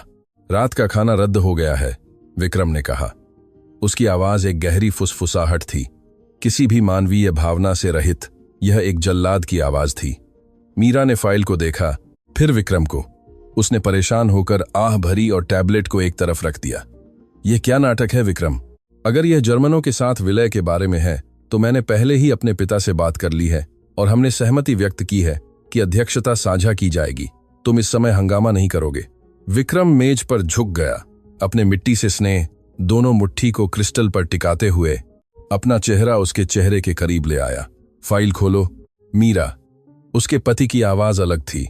यह कॉर्पोरेट तनाव नहीं था, उसकी आंखों में एक घातक अंधेरा था जो मीरा ने कभी नहीं देखा था। एक सुरुचिपूर्ण और धीमी गति के साथ उसने काले कार्डबोर्ड का ढक्कन खोला। रोहन के जन्म प्रमाण पत्र की तस्वीर ठीक ऊपर थी और उसके बगल में उसके व्यक्तिगत ट्रस्ट से अपोलो अस्पताल के निदेशक को बैंक हस्तांतरण की प्रतियां थीं। विशाल कमरे में पूर्ण सन्नाटा था। बाहर फव्वारे से पानी गिरने की आवाज़ बहरा कर देने वाली लग रही थी। विक्रम ने अपनी पत्नी के चेहरे पर हर सूक्ष्म अभिव्यक्ति को देखा। उसने घबराहट की उम्मीद की थी, इनकार की उम्मीद की थी, झूठे आंसुओं की उम्मीद की थी, लेकिन मीरा कपूर ने शांति से फाइल बंद कर दी। उसने अपनी उंगलियों पर फैले शैंपेन को साफ करने के लिए एक लिनन का नैपकिन लिया और सीधे उसकी आंखों में देखा। वाह, तुम्हें यह पता लगाने में 5 साल लग गए। मुझे लगा कि तुम्हारा सुरक्षा का चमचा अधिक कुशल है। उसके शब्दों का निंदकपन गोली की तरह था। विक्रम ने अपना जबड़ा कस लिया जब तक कि उसके दांत किटकिटाने नहीं लगे। क्या तुम मानती हो? विक्रम गरजा, उसकी नसें खून से खौल रही थीं। तुम मानती हो कि तुमने एक मासूम महिला का जीवन बर्बाद कर दिया? तुम मानती हो कि तुमने मेरे बेटे से गर्भवती महिला के पेट पर बंदूक रखी? मीरा रेशमी गाउन खींचते हुए खड़ी हो गई। वह पीछे नहीं हटी। तुम्हारा बेटा? उसने ह्यूमर रहित एक सूखी हंसी छोड़ी। कृपया विक्रम, वह नाजायज बच्चा कुछ भी नहीं है। यह एक कमजोर आदमी की गलती है जिसे पता नहीं था कि वह कहां खड़ा था। जब मेरे परिवार ने दिवालियापन के कगार पर खड़ी तुम्हारी दयनीय फार्मास्यूटिकल कंपनी को बचाने के लिए अरबों का निवेश किया, हमने यह इसलिए नहीं किया ताकि तुम एक भूखी नर्स के साथ घर घर खेलने लगो। वह मेरा खून था। विक्रम ने क्रिस्टल मेज पर इतनी ताकत से प्रहार किया कि केंद्र में एक दरार आ गई। मीरा नहीं पलकी। वह एक परजीवी था। उसने श्रेष्ठता से चमकती आंखों से थूका। एक ढीला धागा, कंपनी के शेयरों के लिए सीधा खतरा। अगर उस महिला ने मुंह खोला होता तो सार्वजनिक घोटाला विलय को शुरू होने से पहले ही डुबो देता। मैंने वह किया जो तुम करने की हिम्मत नहीं कर सके। मैंने तुम्हारी गड़बड़ी साफ की। मैंने हमारे साम्राज्य की रक्षा की। तुम्हें घुटनों पर बैठकर मुझे धन्यवाद देना चाहिए। विक्रम ने उसकी ओर देखा और 5 साल के विवाह में पहली बार उसने उस असली राक्षस को देखा जिसके साथ वह बिस्तर साझा करता था। बर्फ और लालच का एक राक्षस। तुम बीमार हो, विक्रम ने धीरे धीरे सीधा होते हुए फुसफुसाया। विस्फोटक क्रोध एक गंभीर शांति से बदल गया था। मैं व्यावहारिक हूं, मीरा ने अपनी बाहें मोड़ते हुए जवाब दिया। और अगर तुम्हें लगता है कि यह नाटक कुछ बदलने वाला है तो तुम बहुत गलत हो। बच्चा अभी भी अपनी गरीबी के गड्ढे में छिपा है। वह अभी भी एक अयोग्य अपराधी है और मेरे पास निदेशक मंडल में 49% वोट हैं। अगर तुम तलाक लेने की कोशिश करते हो, अगर तुम उस कचरे को अपना बेटा पहचानने की कोशिश करते हो, तो मैं कल ही कंपनी के शेयर डुबो दूंगी। मैं तुम्हें सड़क पर छोड़ दूंगी। विक्रम नहीं चिल्लाया। उसने उसे गाली नहीं दी। उसने बस अपने फटे पैंट की जेब में हाथ डाल दिए। अब बहुत देर हो चुकी है मीरा। मीरा ने पहली बार असमंजस में अपनी भौहें चढ़ाईं। तुम क्या कह रहे हो? विक्रम ने अपना फोन निकाला और उसे स्क्रीन दिखाई। एक ईमेल पूरे निदेशक मंडल, अंतर्राष्ट्रीय बैंकों और देश के वित्तीय मीडिया को भेजा गया था। जब मैं रास्ते में आ रहा था, राणा ने ओमेगा आदेश निष्पादित किया। विक्रम ने मीरा के चेहरे से रंग गायब होते हुए आनंद लेते हुए कहा, मैंने कॉर्पोरेट खाते फ्रीज कर दिए, तुम्हारे ट्रस्टों की तरलता को अपने विशेष नियंत्रण वाले टैक्स हेवन में स्थानांतरित कर दिया, और मैंने अभी अभी अपोलो अस्पताल के निदेशक को दिए गए तुम्हारे रिश्वत के दस्तावेजों को प्रेस में लीक कर दिया है। मीरा की आंखें बड़ी हो गईं। घबराहट। अभी पूरा निदेशक की सांदीश परिताम से पूरा निदेशक निकलकर जो करफूर बनाने की सीध असीद असीस कर ने अंततः उसके चीनी मिट्टी के मास्क को तोड़ दिया। तुम पागल हो? ये धोखाधड़ी है। तुम कंपनी को बर्बाद कर दोगे, तुम खुद को बर्बाद कर दोगे। मैंने यह कंपनी बनाई है और मैं तुम्हें एक भी पैसा छोड़ने से पहले इसे राख में जला दूंगा। विक्रम ने उसकी ओर एक कदम बढ़ाते हुए कहा, उसे पीछे हटने के लिए मजबूर करते हुए, तुम्हारे पास अब पैसे नहीं हैं मीरा, तुम्हारे पास अब शक्ति नहीं है, तुम्हारे कार्ड ब्लॉक कर दिए गए हैं, तुम्हारे सुरक्षा गार्ड अब केवल मेरे लिए काम करते हैं। विक्रम, तुम यह नहीं कर सकते। मेरे पिता तुम्हें अदालतों में बर्बाद कर देंगे। कोशिश करने दो। तुम्हारे पास 10 मिनट हैं अपने रेशमी कपड़े पैक करने और मेरे घर से दफा होने के लिए। अगर तुम यहां तब भी रहे जब घड़ी इशारा करेगी, तो मैं राणा को तुम्हें सामने के बगीचे से घसीट कर बाहर निकालने दूंगा, उन फोटोग्राफरों के सामने जो पहले से ही बाहर डेरा डाले हुए हैं। विक्रम ने उसे पीठ दिखाई, उसे कांपते हुए, हांफते हुए छोड़ दिया। उस तत्काल विनाश में फंसी हुई थी जो अभी उस पर गिरा था। वह मुख्य सीढ़ियों की ओर चला। युद्ध अभी शुरू हुआ था, लेकिन कम से कम उसने सांप का सिर काट दिया था। अब केवल एक चीज मायने रखती थी, रोहन। हवेली की तीसरी मंजिल पर विक्रम का निजी दफ्तर अंधेरे में था। एकमात्र रोशनी उसके डेस्क के मॉनिटर से आ रही थी, जहां कपूर सिंघानिया फार्मास्यूटिकल्स के शेयरों के ग्राफ घोटाले के लीक होने के बाद तेजी से गिरना शुरू हो गए थे। विक्रम ने अपना मिट्टी से सना कोट उतार दिया और उसे जमीन पर फेंक दिया। उसने अपनी शर्ट का कॉलर खोला, महसूस किया कि वर्षों में पहली बार वह सांस ले पा रहा था। उसने अपने ही जीवन में एक परमाणु बम विस्फोट किया था, लेकिन उसे कोई पछतावा नहीं था। उसे तात्कालिकता महसूस हो रही थी। उसने अपने डेस्क के इंटरकॉम को दबाया। राणा। लाइन पर श्रीमान। सुरक्षा प्रमुख की धातुई आवाज तुरंत जवाब में आई। मीरा चली गई। वह 2 मिनट पहले टैक्सी में संपत्ति छोड़कर चली गई। श्रीमान। ड्राइवरों को उसे न ले जाने का आदेश था। वह हिस्टेरिकल है। उसके पिता के वकील पहले से ही हमारी लाइनों को भर रहे हैं, आपराधिक मुकदमों और स्थगन आदेशों की धमकी दे रहे हैं। उन्हें अनदेखा करो। मुझे मुकदमों की परवाह नहीं है। मैं चाहता हूं कि तुम मुंबई के सबसे अच्छे बाल फुफ्फुस रोग विशेषज्ञ टीम का पता लगाओ, उनका समय खरीदो। उनसे कहो कि मैं उनकी वार्षिक फीस में का 3 गुना भुगतान करूंगा। तुरंत छत पर हेलीकॉप्टर तैयार करो। हम पहाड़ी पर जाएंगे। मैं अंजलि और रोहन को आज रात ही उस टिन की छत वाले घर से बाहर निकालूंगा, चाहे वह चाहे या न चाहे। श्रीमान। निकासी प्रोटोकॉल। विक्रम के व्यक्तिगत सेल फोन की तेज आवाज ने राणा को बीच में ही रोक दिया। विक्रम ने स्क्रीन पर देखा। यह एक अज्ञात नंबर था। उसका दिल अस्वाभाविक रूप से धड़क गया। शुद्ध आतंक की एक सिहरन उसकी रीढ़ की हड्डी से होकर गुजरी। उसने कांपते हाथों से फोन अपने कान पर लगाया। हेलो। दूसरी तरफ कोई अभिवादन नहीं था, केवल चिकित्सा अलार्म, दूर की रोने की आवाजें और एक नसबंदी की गूंज में चिल्लाती हुई आवाजों का अराजक शोर था। और फिर उसकी आवाज टूटी हुई, फटी हुई, पूरी तरह से तबाह। विक्रम। अंजलि ने सिसकी। उसकी आवाज शुद्ध निराशा का एक धागा थी। विक्रम एक छलांग में खड़ा हो गया, चमड़े की कुर्सी को हिंसक रूप से पीछे धकेल दिया। अंजलि, क्या हुआ? तुम कहां हो? मेरी मदद करो, कृपया। मैं तुमसे विनती करती हूं विक्रम, मेरी मदद करो। अंजलि ने अनियंत्रित आंसुओं के बीच शब्दों को घसीटते हुए विनती की। गली में उसने जो गर्व बरकरार रखा था वह पूरी तरह से गायब हो गया था। वह अब सांस नहीं ले रहा है। रोहन। वह अब सांस नहीं ले रहा है। पूरी दुनिया विक्रम सिंघानिया के लिए रुक गई। उसके शानदार दफ्तर की दीवारें उस पर बंद होती दिख रही थीं। सांस नहीं ले रहा है, इसका क्या मतलब है? स्पष्ट बोलो। अंजलि, तुम कहां हो? केंद्रीय क्षेत्र के सार्वजनिक सरकारी अस्पताल में अंजलि मुश्किल से वाक्य बना पा रही थी। दवा। जो कचरा मैंने रिसाइकिल किया था वह दूषित था। रोहन को एक भारी एलर्जी प्रतिक्रिया हुई। उसके फेफड़े ढह गए। वह मेरे हाथों में मर रहा है विक्रम। मेरा बच्चा मर रहा है। उसे मरने मत दो। श्रीमान। विक्रम गरजा। महसूस किया कि उसका दिल उसके सीने से फट रहा था। वह दफ्तर के दरवाजे की ओर भागा। मैं रास्ते में हूं। डॉक्टरों से कहो कि वे रुके रहें। मैं उसे अभी अपनी निजी क्लिनिक में ले जा रहा हूं। स्थानांतरण के लिए समय नहीं है। अंजलि चीखी। उसकी आवाज घबराहट में डूब गई थी। वह इंटुबेटेड है, लेकिन अस्पताल का वेंटिलेटर ठीक से काम नहीं कर रहा है। उसे अभी शुद्ध पुल्मोकेयर बी सीधे नस में एक शॉक खुराक चाहिए, वरना 15 मिनट में उसके दिमाग को ऑक्सीजन मिलना बंद हो जाएगा। उनके पास यहां वह दवा नहीं है। यह एक सरकारी अस्पताल के लिए बहुत महंगी है। विक्रम अपनी हवेली के गलियारे में जम गया। पुल्मोकेयर, उसकी अपनी दवा, जिसे उसने खुद बनाने और महंगा करने का आदेश दिया था। उसका बेटा दम घुटने से मर रहा था, क्योंकि गरीबों का अस्पताल उस शुल्क का भुगतान नहीं कर सकता था जो उस बच्चे के पिता द्वारा लगाया गया था। विडंबना एक शारीरिक दुखवादी और घातक यातना थी। मेरी बात सुनो अंजलि, अपने दिमाग में मेरी आंखों में देखो। रोहन आज नहीं मरेगा, क्या तुम सुन रही हो? मैं वहां हूं उन शापित एम्पुले के साथ। डॉक्टरों से कहो कि यदि आवश्यक हो तो कार्डियक मसाज के साथ उसे जीवित रखें। मैं 15 मिनट से पहले पहुंच जाऊंगा। विक्रम ने जवाब का इंतजार किए बिना कॉल काट दिया। वह अपने घर के संगमरमर के गलियारों में एक पुरवाड़ी अपनी बात ही करती हैं।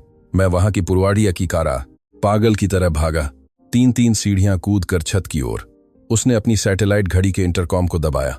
राणा, मेडिकल टीम रद्द करो। पायलट से कहो कि हेलीकॉप्टर के इंजन स्टार्ट करे अभी। हाँ श्रीमान, हेलीकॉप्टर तैयार है, लेकिन हवाई क्षेत्र को भूल जाओ। कंपनी की औद्योगिक पार्क में केंद्रीय प्रयोगशालाओं को बुलाओ। आदेश दो कि वे 3 बक्से शुद्ध पुल्मोकेयर इंटुबेटेड नीचे हेलीपैड पर ले आएं। हम उतरेंगे, शीशियां उठाएंगे और सीधे सरकारी अस्पताल की छत पर उड़ेंगे। लाइन पर 2 सेकंड का सन्नाटा था, एक सन्नाटा जो विक्रम को एक घातक अनंत काल जैसा लगा। श्रीमान, हमें एक गंभीर समस्या है, राणा ने जवाब दिया। पूर्व सैन्य कर्मी की आवाज, हमेशा स्थिर, अब तनावपूर्ण और तात्कालिक लग रही थी। आज कोई समस्या नहीं है राणा, मेरा बेटा मर रहा है। प्रयोगशालाओं को आदेश दो कि वे दवा को सड़क पर निकालें। मैं नहीं कर सकता श्रीमान, और आप भी नहीं। विक्रम ने छत पर जाने वाला भारी स्टील का दरवाजा धकेला। हेलीकॉप्टर के ब्लेड की हिंसक हवा उसके चेहरे पर लगी, लेकिन उसके सुरक्षा प्रमुख के शब्दों ने उसे दहलीज पर लकवा मार दिया। तुम क्या कह रहे हो राणा? मैं इस कंपनी का अध्यक्ष हूं। अब नहीं श्रीमान, राणा ने टरबाइनों के शोर के ऊपर से जवाब दिया। कपूर परिवार के वकीलों ने हमारी सोच से कहीं ज्यादा तेजी से काम किया। उन्होंने अभी एक संघीय प्रतिबंध आदेश लागू किया है। चूंकि आपने बिना अदालती आदेश के साझा संपत्ति फ्रीज कर दी थी, मीरा ने एक ड्यूटी पर मौजूद जज को यह विश्वास दिलाया कि आप मानसिक अस्थिरता के एक एपिसोड से पीड़ित हैं और विलय को तोड़फोड़ करने की कोशिश कर रहे हैं। विक्रम का दिल इतनी तेजी से धड़का कि उसने उसकी पसलियों को तोड़ने की धमकी दी। इसका सीधा सा मतलब क्या है राणा? बोलो। इसका मतलब है कि जज ने आपकी सभी पहुंच क्रेडेंशियल्स फ्रीज कर दी हैं श्रीमान। केंद्रीय प्रयोगशालाओं के दरवाजे अभी इलेक्ट्रॉनिक रूप से बंद हो गए हैं। औद्योगिक पार्क के गार्डों को संघीय आदेश है कि आपको, मुझे या हेलीकॉप्टर को अंदर न आने दें। उच्च विशिष्टता वाले इन्वेंट्री, जिसमें पुल्मोकेयर भी शामिल है, कानूनी ताले के अधीन है। अगर हम वहां उतरते हैं और एक भी एम्पुले निकालने की कोशिश करते हैं तो गार्डों को गोली चलाने का आदेश है। विक्रम ने चमचमाते काले हेलीकॉप्टर को देखा जो उसका इंतजार कर रहा था। उसके पैसे, उसकी शक्ति, उसके संपर्क, सब कुछ हवा में गायब हो गया था। ठीक उसी क्षण जब उसके बेटे की जान उस पर निर्भर थी, मीरा ने उसके लिए एक सही जाल बिछाया था। वह उसे न केवल आर्थिक रूप से नष्ट करने वाली थी, वह अपने ही प्रयोगशालाओं के बाहर से देखते हुए उसके बेटे को दम घुटने से मरने देने वाली थी। घड़ी चल रही थी। 13 मिनट। विक्रम ने अपने दांत पीस लिए। उसके मुंह में खून का धातुई स्वाद महसूस हुआ। पायलट से कहो कि उड़ान भरे। राणा, श्रीमान, मैं आपको चेतावनी देता हूं, अगर हम प्रयोगशालाओं में उतरे तो हमें वॉल्ट्स को छूने से पहले ही गिरफ्तार कर लिया जाएगा। हमारे पास कोई अधिकार नहीं है, हमें अधिकार की जरूरत नहीं है राणा। विक्रम ने हेलीकॉप्टर की ओर चलते हुए हवा के तूफान के नीचे एक ऐसे आदमी की नजर से कहा जिसके पास अब बिल्कुल कुछ भी खोने को नहीं था। हमें मारक क्षमता चाहिए। अपनी सामरिक टीम से कहो कि हथियार लोड करें। हम अपनी ही कंपनी पर हमला करने वाले हैं। ट्विन इंजन हेलीकॉप्टर मुंबई के रात के आसमान को एक काली ब्लेड की तरह काट रहा था। नीचे शहर की रोशनी नियॉन और छाया के समुद्र में धुंधली हो रही थी, लेकिन विक्रम सिंघानिया खिड़की से बाहर नहीं देख रहा था। उसकी आंखें उसकी कलाई घड़ी के क्रोनोग्राफ पर टिकी थीं। 9 मिनट। यह वही सटीक समय था जो रोहन के दिमाग को ऑक्सीजन की कमी से अपरिवर्तनीय क्षति या इससे भी बदतर क्लिनिकल मौत से पहले बचा था। 9 शापित मिनट। तेज। विक्रम ने संचार हेडसेट के माध्यम से दहाड़ा। उसकी आवाज टरबाइनों के बहरा कर देने वाले शोर से प्रतिस्पर्धा कर रही थी। इंजनों को पूरा निचोड़ दो, मुझे परवाह नहीं कि वे जल जाएं। हम सीमा पर हैं श्रीमान, पायलट ने ठंडे पसीने से तरबतर होकर जवाब दिया जबकि उसने विशाल विमान को गगनचुंबी इमारतों से बचाते हुए चलाया। मुझे औद्योगिक पार्क दिख रहा है, लेकिन केंद्रीय प्रयोगशालाओं के हेलीपैड की रोशनी लाल है।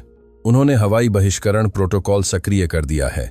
केबिन के विंडशील्ड के माध्यम से विक्रम ने कांच और काले स्टील का प्रभावशाली परिसर देखा जिसमें उसके फार्मास्यूटिकल साम्राज्य का दिल था। छत पर स्ट्रोबोस्कोपिक अलार्म गुस्से में टिमटिमा रहे थे और इससे भी बदतर आपातकालीन रोशनी के नीचे निजी सुरक्षा का एक सामरिक दस्ता लैंडिंग स्ट्रिप के चारों ओर युद्ध संरचना में तैनात था। उन्होंने bullet proof jacket, ballistic helmet और असॉल्ट राइफलें ले रखी थीं जो सीधे आसमान की ओर इशारा कर रही थीं। उसके अपने आदमी अब मीरा के संघीय आदेश द्वारा खरीदे और नियंत्रित किए गए। उतरो, विक्रम ने सीट बेल्ट खोलते हुए आदेश दिया। श्रीमान, क्या उन्हें गोली चलाने का अधिकार है अगर हम लैंडिंग स्ट्रिप को छूते हैं? पायलट ने आतंकित होकर चिल्लाया। राणा विक्रम के सामने पीछे के केबिन में बैठा था। उसने अपनी कॉम्पैक्ट सबमशीन गन को एक धातुई और घातक क्लिक के साथ कॉक किया। उसके 4 अभिजात वर्ग के आदमियों ने भी पूरी तरह से एक साथ ऐसा ही किया। अभी इस चीज को उतारो, वरना मैं तुम्हें खुद गोली मार दूंगा, राणा ने एक भयानक ठंडक से कहा। पायलट ने निगल लिया, एक तेज मोड़ लिया और हेलीकॉप्टर को नीचे गिरा दिया। लैंडिंग स्किड्स छत के कंक्रीट पर इतनी हिंसा से टकराए कि पूरी संरचना हिल गई। ब्लेडों के घूमना बंद होने से पहले विक्रम ने स्लाइडिंग दरवाजा लात मारकर खोला और छत पर कूद गया, रोटरों की बहरा कर देने वाली आंधी में लिपटा हुआ। वहां रुको, श्री सिंघानिया, कैप्टन सिंह ने 20 मीटर की दूरी से मेगाफोन के माध्यम से चिल्लाया। 1 दर्जन लाल लेजर पॉइंटर तुरंत विक्रम की छाती और राणा के सिर पर टिक गए। हमारे पास एक संघीय कार्यकारी प्रतिबंध आदेश है। परिसर बंद है, मंच से नीचे उतरें और अपने हाथ सिर पर रखें। विक्रम नहीं रुका। उसने अपने हाथ नहीं उठाए, न ही उसने 12 राइफलों पर पलक झपकाई जो उसके दिल पर टिकी थीं। वह सीधे आग की रेखा की ओर चला, भारी और निर्णायक कदमों से, जैसे कोई युद्ध का देवता पाताल लोक में उतर रहा हो।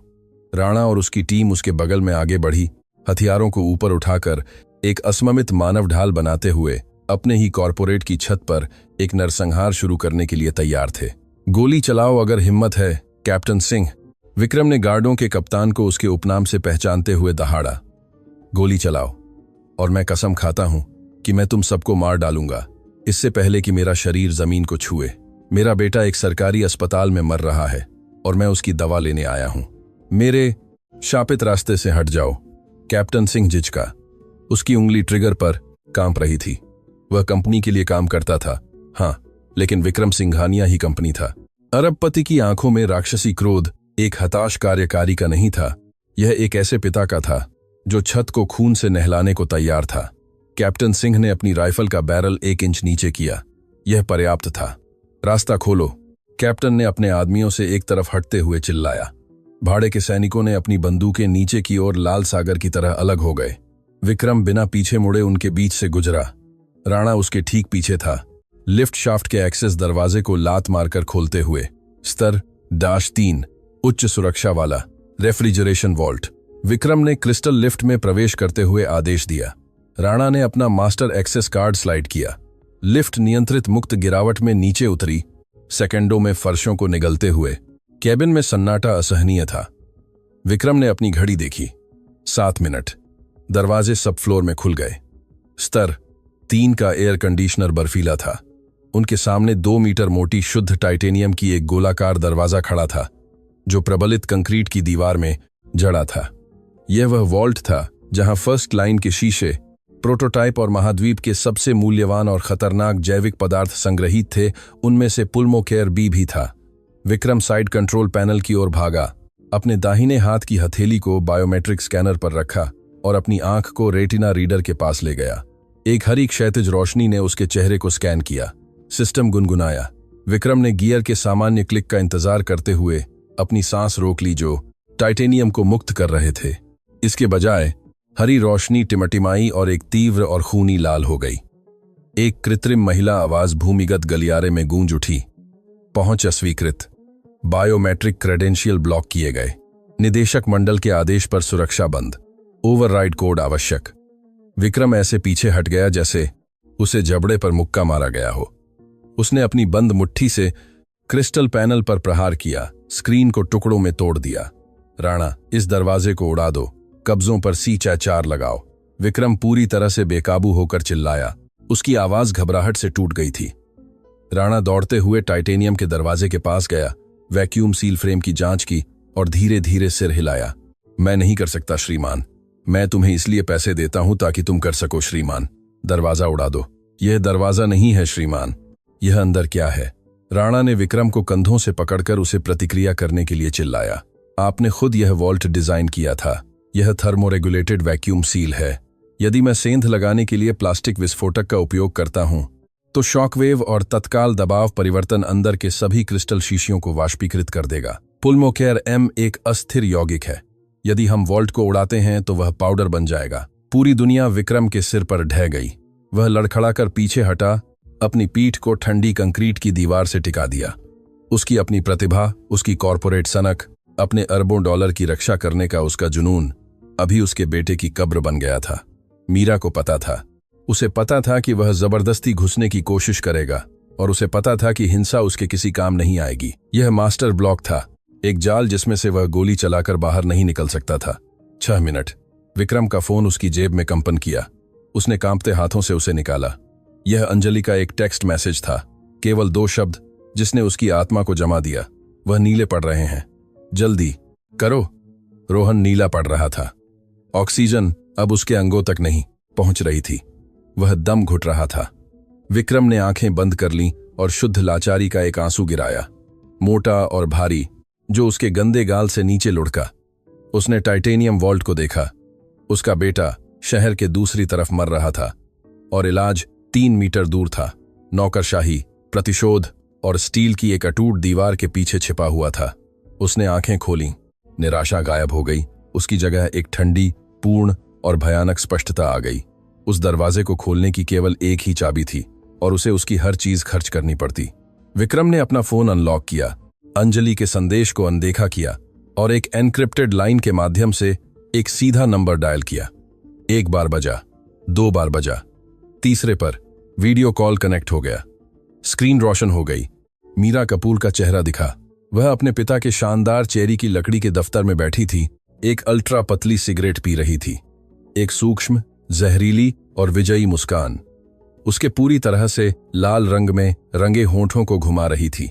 अपनी ही घर में घुसने में समस्या हो रही है, मेरे प्यार? मीरा ने झूठी करुणा के स्वर में पूछा, जिसने राणा को स्पीकर पर सुनकर अपना जबड़ा कस लिया। विक्रम ने समय बर्बाद नहीं किया। वह नहीं चिल्लाया। उसने उसे गाली नहीं दी। हर सेकंड जो उसने अहंकार में बिताया, वह 1 सेकंड ऑक्सीजन था जो उसने अपने बेटे से छीन लिया। तुम क्या चाहती हो? विक्रम ने एक सपाट, मृत आवाज में पूछा, फोन को भूमिगत गलियारे में अपने चेहरे के सामने पकड़े हुए। कीमत बताओ मीरा, संख्या बताओ। तुम्हें अपने सिस्टम में कोड टाइप करने और इस वॉल्ट को अभी खोलने के लिए क्या चाहिए? मीरा ने अपनी सिगरेट का एक कश लिया और कैमरे के सामने धीरे धीरे धुआं छोड़ा। वाह, वह गुस्सैल शेर कहाँ गया, जिसने मुझे आधे घंटे पहले अपनी हवेली से बाहर निकाल दिया था? वह आदमी कहाँ गया जो मेरी दुनिया को राख में बदलने वाला था? वह आगे झुकते हुए उपहास करने लगी। तुमने मुझसे कहा था कि तुमने सब कुछ रख लिया है विक्रम, लेकिन लगता है कि तुम भूल गए कि निदेशक मंडल तुम्हारी सुरक्षा क्रेडेंशियल्स को रद्द कर सकता है। अगर मैं यह साबित कर दूं कि तुम कंपनी के लिए खतरा हो और सशस्त्र भाड़े के सैनिकों के साथ अपनी ही प्रयोगशालाओं पर हमला करो। ठीक है, चलो मान लेते हैं कि जज ने मुझे सही ठहराया। 5 मिनट? मीरा, मेरा बेटा 5 मिनट में मर जाएगा। अपनी शापित कीमत बताओ। मीरा ने अपने चेहरे से मुस्कान मिटा दी। उसकी आंखें जलते हुए कोयले के 2 टुकड़े बन गईं। सब कुछ। शब्द स्तर 3 की कंक्रीट की दीवारों में गूंजा। मुझे आपके 51% वोटिंग पता चला जाए। अधिकार वाले शेयर चाहिए। मीरा ने खून सूंघते हुए शार्क की घातक गति से कहा। मुझे पुल्मोकेयर B और सभी विकासशील जैविक दवाओं का विशेष पेटेंट चाहिए। मुझे दक्षिण मुंबई की हवेली चाहिए। मुझे केमैन द्वीप में निवेश निधि चाहिए। और मैं कपूर सिंघानिया फार्मास्यूटिकल्स के CEO के रूप में पूर्ण त्यागपत्र पर आपके हस्ताक्षर चाहती हूं, जिससे मेरी परिवार को पूर्ण और स्थायी नियंत्रण मिल जाए। राणा मांगे सुनकर घबराकर आगे बढ़ा। श्रीमान, ऐसा मत करो, सुरक्षा प्रमुख ने फुसफुसाते हुए कहा। कमांड की श्रृंखला तोड़ते हुए, यह एक वित्तीय आत्महत्या है। उसकी संपत्ति का मूल्य 32 करोड़ रुपये से अधिक है। यह उसे सचमुच सड़क पर छोड़ देगा। उसके पास हेलीकॉप्टर के वापसी के ईंधन का भुगतान करने के लिए भी कुछ नहीं होगा।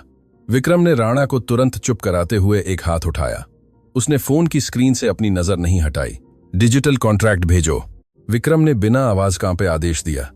मीरा ने एक भौं उठाई। सचमुच आश्चर्यचकित थी कि कोई आपत्ति या बातचीत नहीं हुई थी। मेरी वकीलों की टीम ने इसे पहले ही तैयार कर लिया है। उसने कैमरे से बाहर अपने कंप्यूटर पर एक कुंजी दबाते हुए कहा, यह तुम्हारे इनबॉक्स में है, एक स्मार्ट कॉन्ट्रैक्ट। जैसे ही सिस्टम तुम्हारे बायोमेट्रिक हस्ताक्षर को मान्य करेगा, शेयर ट्रांसफर हो जाएंगे और वॉल्ट का कोड स्वचालित रूप से जारी हो जाएगा। विक्रम के फोन से एक तेज बीप की आवाज आई। उसने ईमेल खोला। वहां था सैकड़ों पन्नों की कानूनी जार्गन, जिसे उसने पिछले 20 सालों में कमाए, चुराए या बनाए गए हर पैसे को छीनने के लिए डिजाइन किया गया था। उसका पूरा जीवन, उसकी हैसियत, उसका साम्राज्य, जीवन और मृत्यु पर उसकी शक्ति एक पीडीएफ दस्तावेज में कम हो गई। उसने अपना अंगूठा फोन के स्कैनर पर रखा। एक माइक्रोसेकंड के लिए वह झिझका।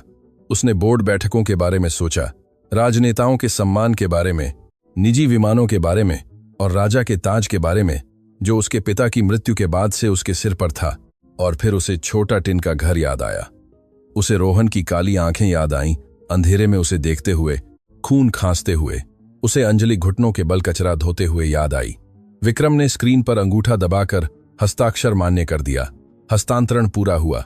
मीरा के कंप्यूटर पर एक सूचना की आवाज कॉल पर सुनाई दी। विक्रम ने 3 सेकंड में 32 करोड़ रुपए दे दिए थे। उसने अभी अभी खुद को बर्बाद कर दिया था।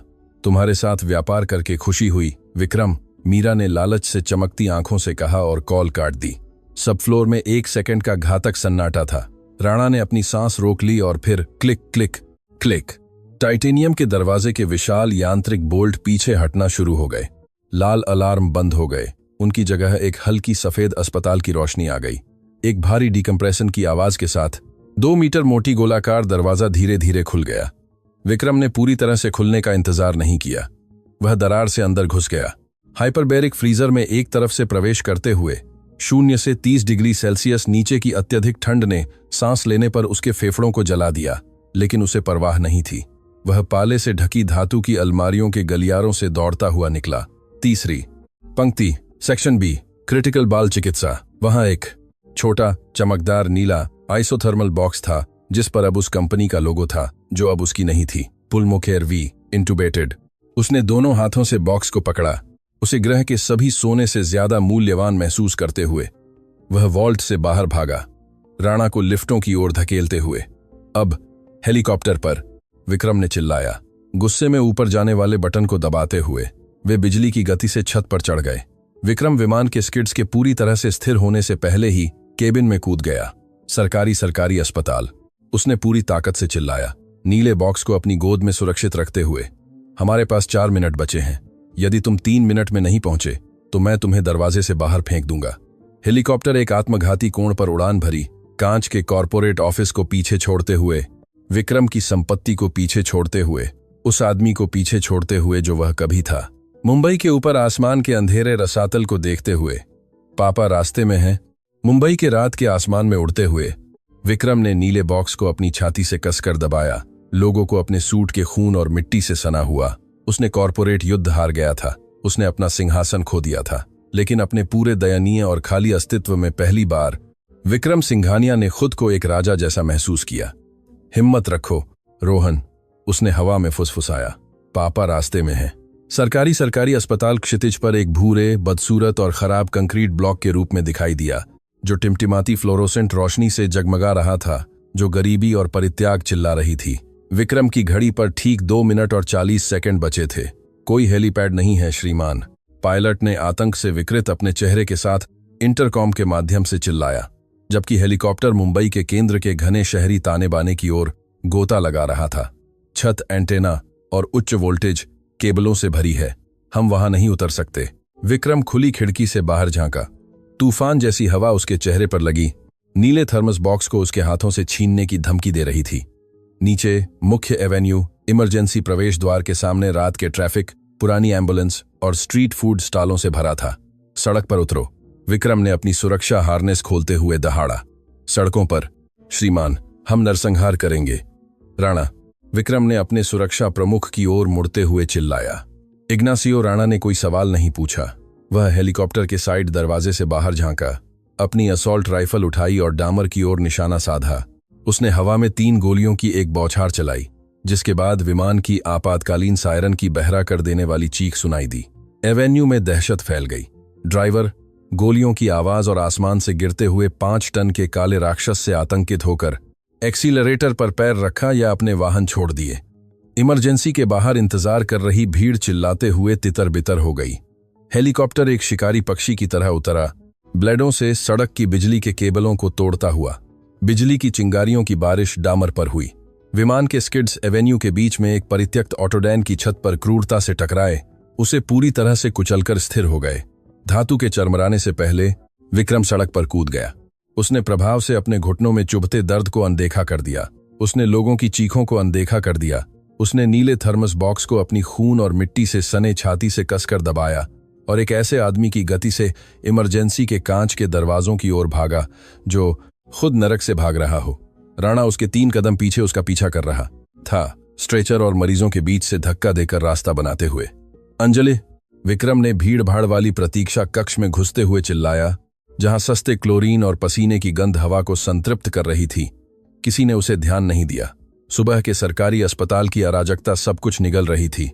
वह टूटी हुई प्लास्टिक कुर्सियों पर कूदते हुए रिसेप्शन डेस्क की ओर भागा। एक निजी सुरक्षा गार्ड ने उसे रोकने की कोशिश की। देखो, तुम यहां से नहीं जा सकते। राणा ने गार्ड को उसकी जैकेट से पकड़ा और उसे दीवार से टकरा दिया बिना रुके, रास्ता साफ करते हुए। विक्रम ने ट्रॉमा क्षेत्र के दोहरे दरवाजों को लात मारकर खोला। गलियारा खूनी स्ट्रेचर और दौड़ते हुए डॉक्टरों से भरा था और फिर उसने उसे देखा। अंजलि तीसरे क्यूबिकल के बाहर गंदे लिनोलियम फर्श पर घुटनों के बल बैठी थी। उसने अपने हाथों से अपना चेहरा ढक रखा था। आगे पीछे झूल रही थी। एक ऐसी आदिम, इतनी दिल दहला देने वाली तेज रोने की आवाज निकाल रही थी जिसने विक्रम के नसों में खून को जमा दिया। यह एक मां की आवाज थी जिसकी आत्मा अभी अभी उसके शरीर से छीन ली गई थी। नहीं, नहीं, रोहन, कृपया नहीं, वह चिल्ला रही थी, अपनी मुट्ठी से फर्श पर प्रहार करते हुए। विक्रम का दिल रुक गया। घड़ी में 0 बज रहा था। उसने अपना वजन क्यूबिकल के कांच के दरवाजे से टिका दिया और एक तूफान की तरह अंदर घुस गया। अंदर का दृश्य एक पूर्ण चिकित्सा दुःस्वप्न था। रोहन एक जंग लगी स्टील की स्ट्रेचर पर था। उसकी छोटी त्वचा, जो पहले विक्रम की भूरी रंगत साझा करती थी, अब एक लाश जैसी नीली ग्रे रंग की थी। उसके होंठ बैंगनी थे। एक कठोर प्लास्टिक ट्यूब उसके गले से नीचे जा रही थी, जो एक मैनुअल वेंटिलेटर से जुड़ी थी, जिसे एक युवा निवासी कांपते हाथों से पागलों की तरह पंप कर रहा था। महत्वपूर्ण संकेतों का मॉनिटर लयबद्ध बीप नहीं कर रहा था। यह एक लंबी, निरंतर और तेज ध्वनि, एक सपाट रेखा उत्सर्जित कर रहा था। एक वृद्ध, पसीने से तर डॉक्टर ने अपने हाथ रोहन की छोटी छाती से हटाए और दीवार घड़ी को देखा। मृत्यु का समय सुबह 3:14। नहीं, विक्रम की गर्जना ने अस्पताल की नींव हिला दी। वह स्ट्रेचर पर झपटा, मुख्य डॉक्टर को इतनी हिंसा से धकेल दिया कि वह दवा के शेल्फ से टकराया, जिससे दर्जनों क्रिस्टल शीशियां जमीन पर गिर गईं। विक्रम ने नीले थर्मस बॉक्स को धातु की ट्रे पर पटक दिया, उसे इतनी हिंसक रूप से कांपते हाथों से खोला कि थर्मल लॉक से कट गया। उसने एक पारदर्शी क्रिस्टल शीशी निकाली जिसमें पुल्मोकेयर वी और एक मोटी सैन्य ग्रेड की सिरिंज थी। हटो, श्रीमान, नर्सों की प्रमुख ने विक्रम को हाथ से पकड़ने की कोशिश करते हुए चिल्लाया। सुरक्षा को बुलाओ, मरीज कार्डियक अरेस्ट में है। आप उसे कुछ भी इंजेक्ट नहीं कर सकते। राणा उस मिलीसेकंड में क्यूबिकल में घुस गया, अपनी सर्विस हथियार निकाली और छत पर निशाना साधा। कोई इस आदमी को नहीं छुएगा, राणा ने ऐसी आवाज में आदेश दिया जिसने घबराहट को शांत कर दिया। यदि वह कहता है कि बच्चे को बचाओ, तो बच्चे को बचाओ, वरना यह अस्पताल एक कसाई खाना बन जाएगा। विक्रम ने अपने सुरक्षा प्रमुख की धमकी नहीं सुनी। उसने गलियारे से अंजलि की चीखें नहीं सुनी। उसकी दृष्टि एक सुरंग दृष्टि में सिमट गई। उसने सिरिंज ली, सुई को शीशी की रबर झिल्ली में डाला और क्रिस्टलीय यौगिक के 10 मिलीलीटर निकाले। उसके हाथ, जिन्होंने बिना कांपे 400 करोड़ रुपये के विलय पर हस्ताक्षर किए थे, अब अपने बेटे की नस में नस नहीं ढूंढ पा रहे थे। विक्रम, अंजलि की आवाज कर्कश और टूटी हुई उसके पीछे से आई। वह क्यूबिकल में घुस गई थी। उसने कंपनी के लोगो वाली शीशी देखी। उसने क्रिस्टल को दागते हुए विक्रम का खून देखा। उसने मॉनिटर पर सपाट रेखा देखी। मातृत्व वृत्ति और अपोलो अस्पताल की सर्वश्रेष्ठ नर्स की सटीकता आतंक के तहत अचानक जागृत हुई। अंजलि करीब आई, धीरे से विक्रम के हाथों को एक तरफ धकेल दिया और सिरिंज ले ली। उसने संकोच नहीं किया। उसने सुई को सीधे रोहन की गर्दन से लटकते हुए केंद्रीय इंट्रावेनस पोर्ट में डाला और प्लंजर को पूरी तरह से धकेल दिया।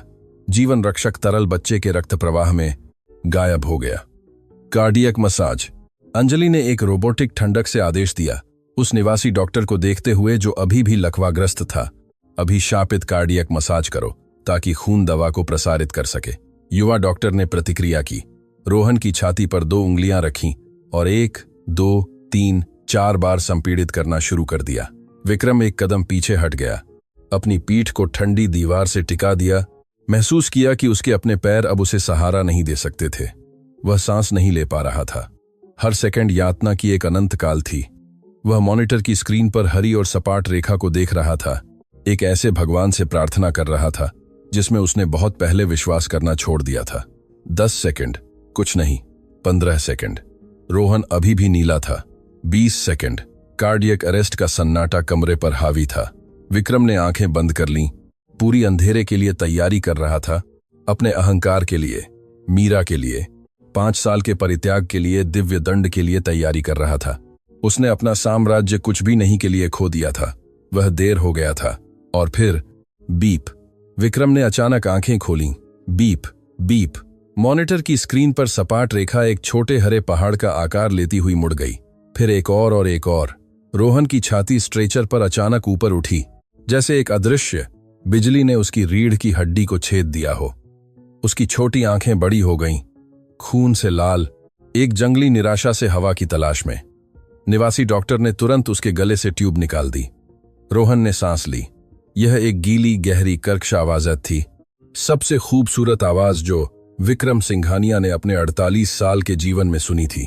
बच्चे ने हिंसक रूप से खांसा, फेफड़ों का तरल पदार्थ अंजलि की बांह पर थूका और फिर एक तेज, स्पष्ट और शुद्ध ऑक्सीजन से भरी रोने की आवाज निकाली।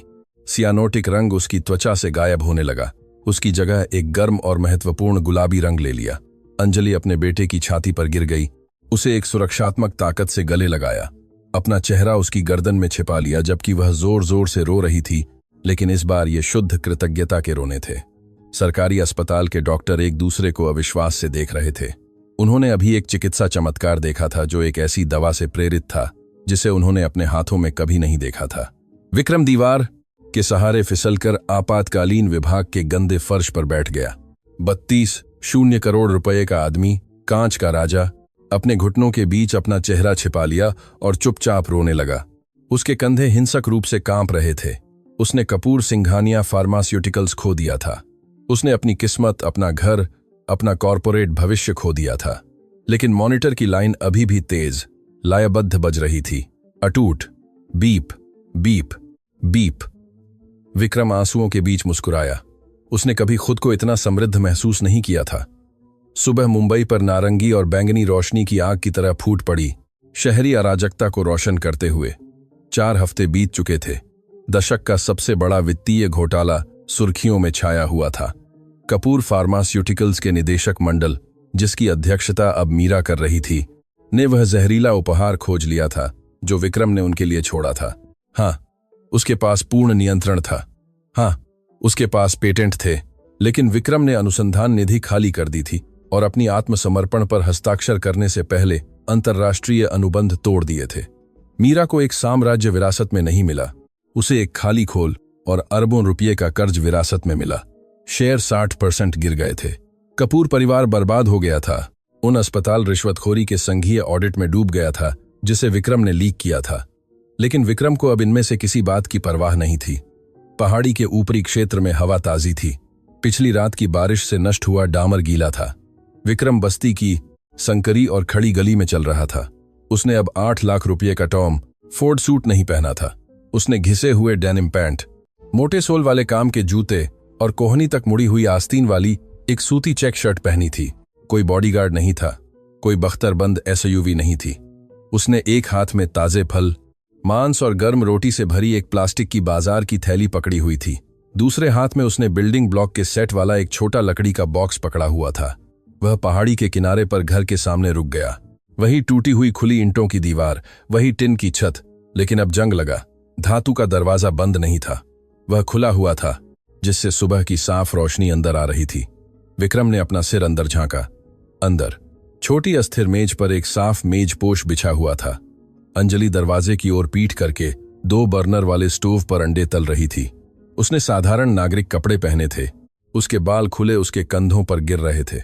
उसने अब घिसा पिटा यूनिफॉर्म नहीं पहना था, न ही पीले दस्ताने, न ही उसके पीठ पर आतंक का भारी बोझ था। मेज के नीचे साफ मिट्टी के फर्श पर बैठा रोहन था। बच्चे का वजन बढ़ गया था। उसकी चमकदार और काली आंखें अपने पिता का जीवंत प्रतिबिंब एक प्लास्टिक की खिलौना कार के साथ खेलने में केंद्रित थीं, जिसकी एक पहिया गायब थी। उसकी सांस गहरी, शांत और सही थी। विक्रम ने धातु के दरवाजे के फ्रेम पर धीरे से अपनी मुट्ठी से दस्तक दी। अंजलि मुड़ी। उसे वहां दहलीज पर बिना अपने अरबपति के मास्क के खड़े देखकर उसके चेहरे पर एक छोटी और शर्मीली मुस्कान दिखाई दी। क्रोध, नफरत और घृणा ठीक होने लगी थी। उसने अपने बेटे के जीवन के लिए अपना पूरा संसार दे दिया था और वह जानती थी घावों को भरने में समय लगेगा, शायद साल लगेंगे, लेकिन बर्फ की दीवार टूट गई थी। रोहन ने आवाज सुनकर ऊपर देखा। उसकी बड़ी आंखें दरवाजे पर खड़े लंबे आदमी पर टिक गईं। उसने प्लास्टिक की गाड़ी छोड़ दी, तेजी से खड़ा हो गया और अपने जल्दबाजी वाले कदमों से प्रवेश द्वार की ओर भागा। विक्रम ने तुरंत खाने की थैलियां छोड़ दी, उन्हें जमीन पर गिरने दिया। वह एक घुटने पर गिर पड़ा और समय पर अपनी बाहें खोल दीं।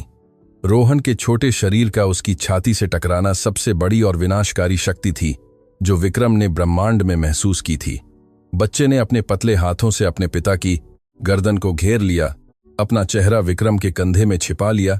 एक जीवित तूफान की ताकत से सांस लेते हुए विक्रम ने आंखें बंद कर लीं और अपना चेहरा रोहन के काले बालों में छिपा लिया। उसने सस्ते साबुन और शुद्ध जीवन की गंध सांस ली। उसने उसे अपनी छाती से एक सुरक्षात्मक और अटूट ताकत से कसकर दबाया। आंसू फिर से बहने लगे, लेकिन इस बार ये एक मुक्त आदमी के आंसू थे। नमस्ते चैंपियन, विक्रम ने एक ऐसी आवाज में फुसफुसाया जो शुद्ध और जंगली प्यार से टूट रही थी, जो एक इंसान रख सकता है। रोहन थोड़ा अलग हुआ, उसकी आंखों में देखा और एक बड़ी मुस्कान दी जिसमें बीमारी या डर का एक भी निशान नहीं था। आप मेरे ब्लॉक लाए पापा, बच्चे ने जमीन पर गिरे बॉक्स की ओर इशारा करते हुए कहा। पापा शब्द टिन की छत वाले घर की विनम्र हवा में गूंजा। यह संगमरमर के गलियारों में नहीं गूंजा, न ही कॉरपोरेट वारिसों या शेयरधारक बैठकों में कहा गया। यह गरीबी के दिल में कहा गया था, जहां विक्रम सिंघानिया ने अपने जीवन की एकमात्र सच्ची दौलत पाई थी।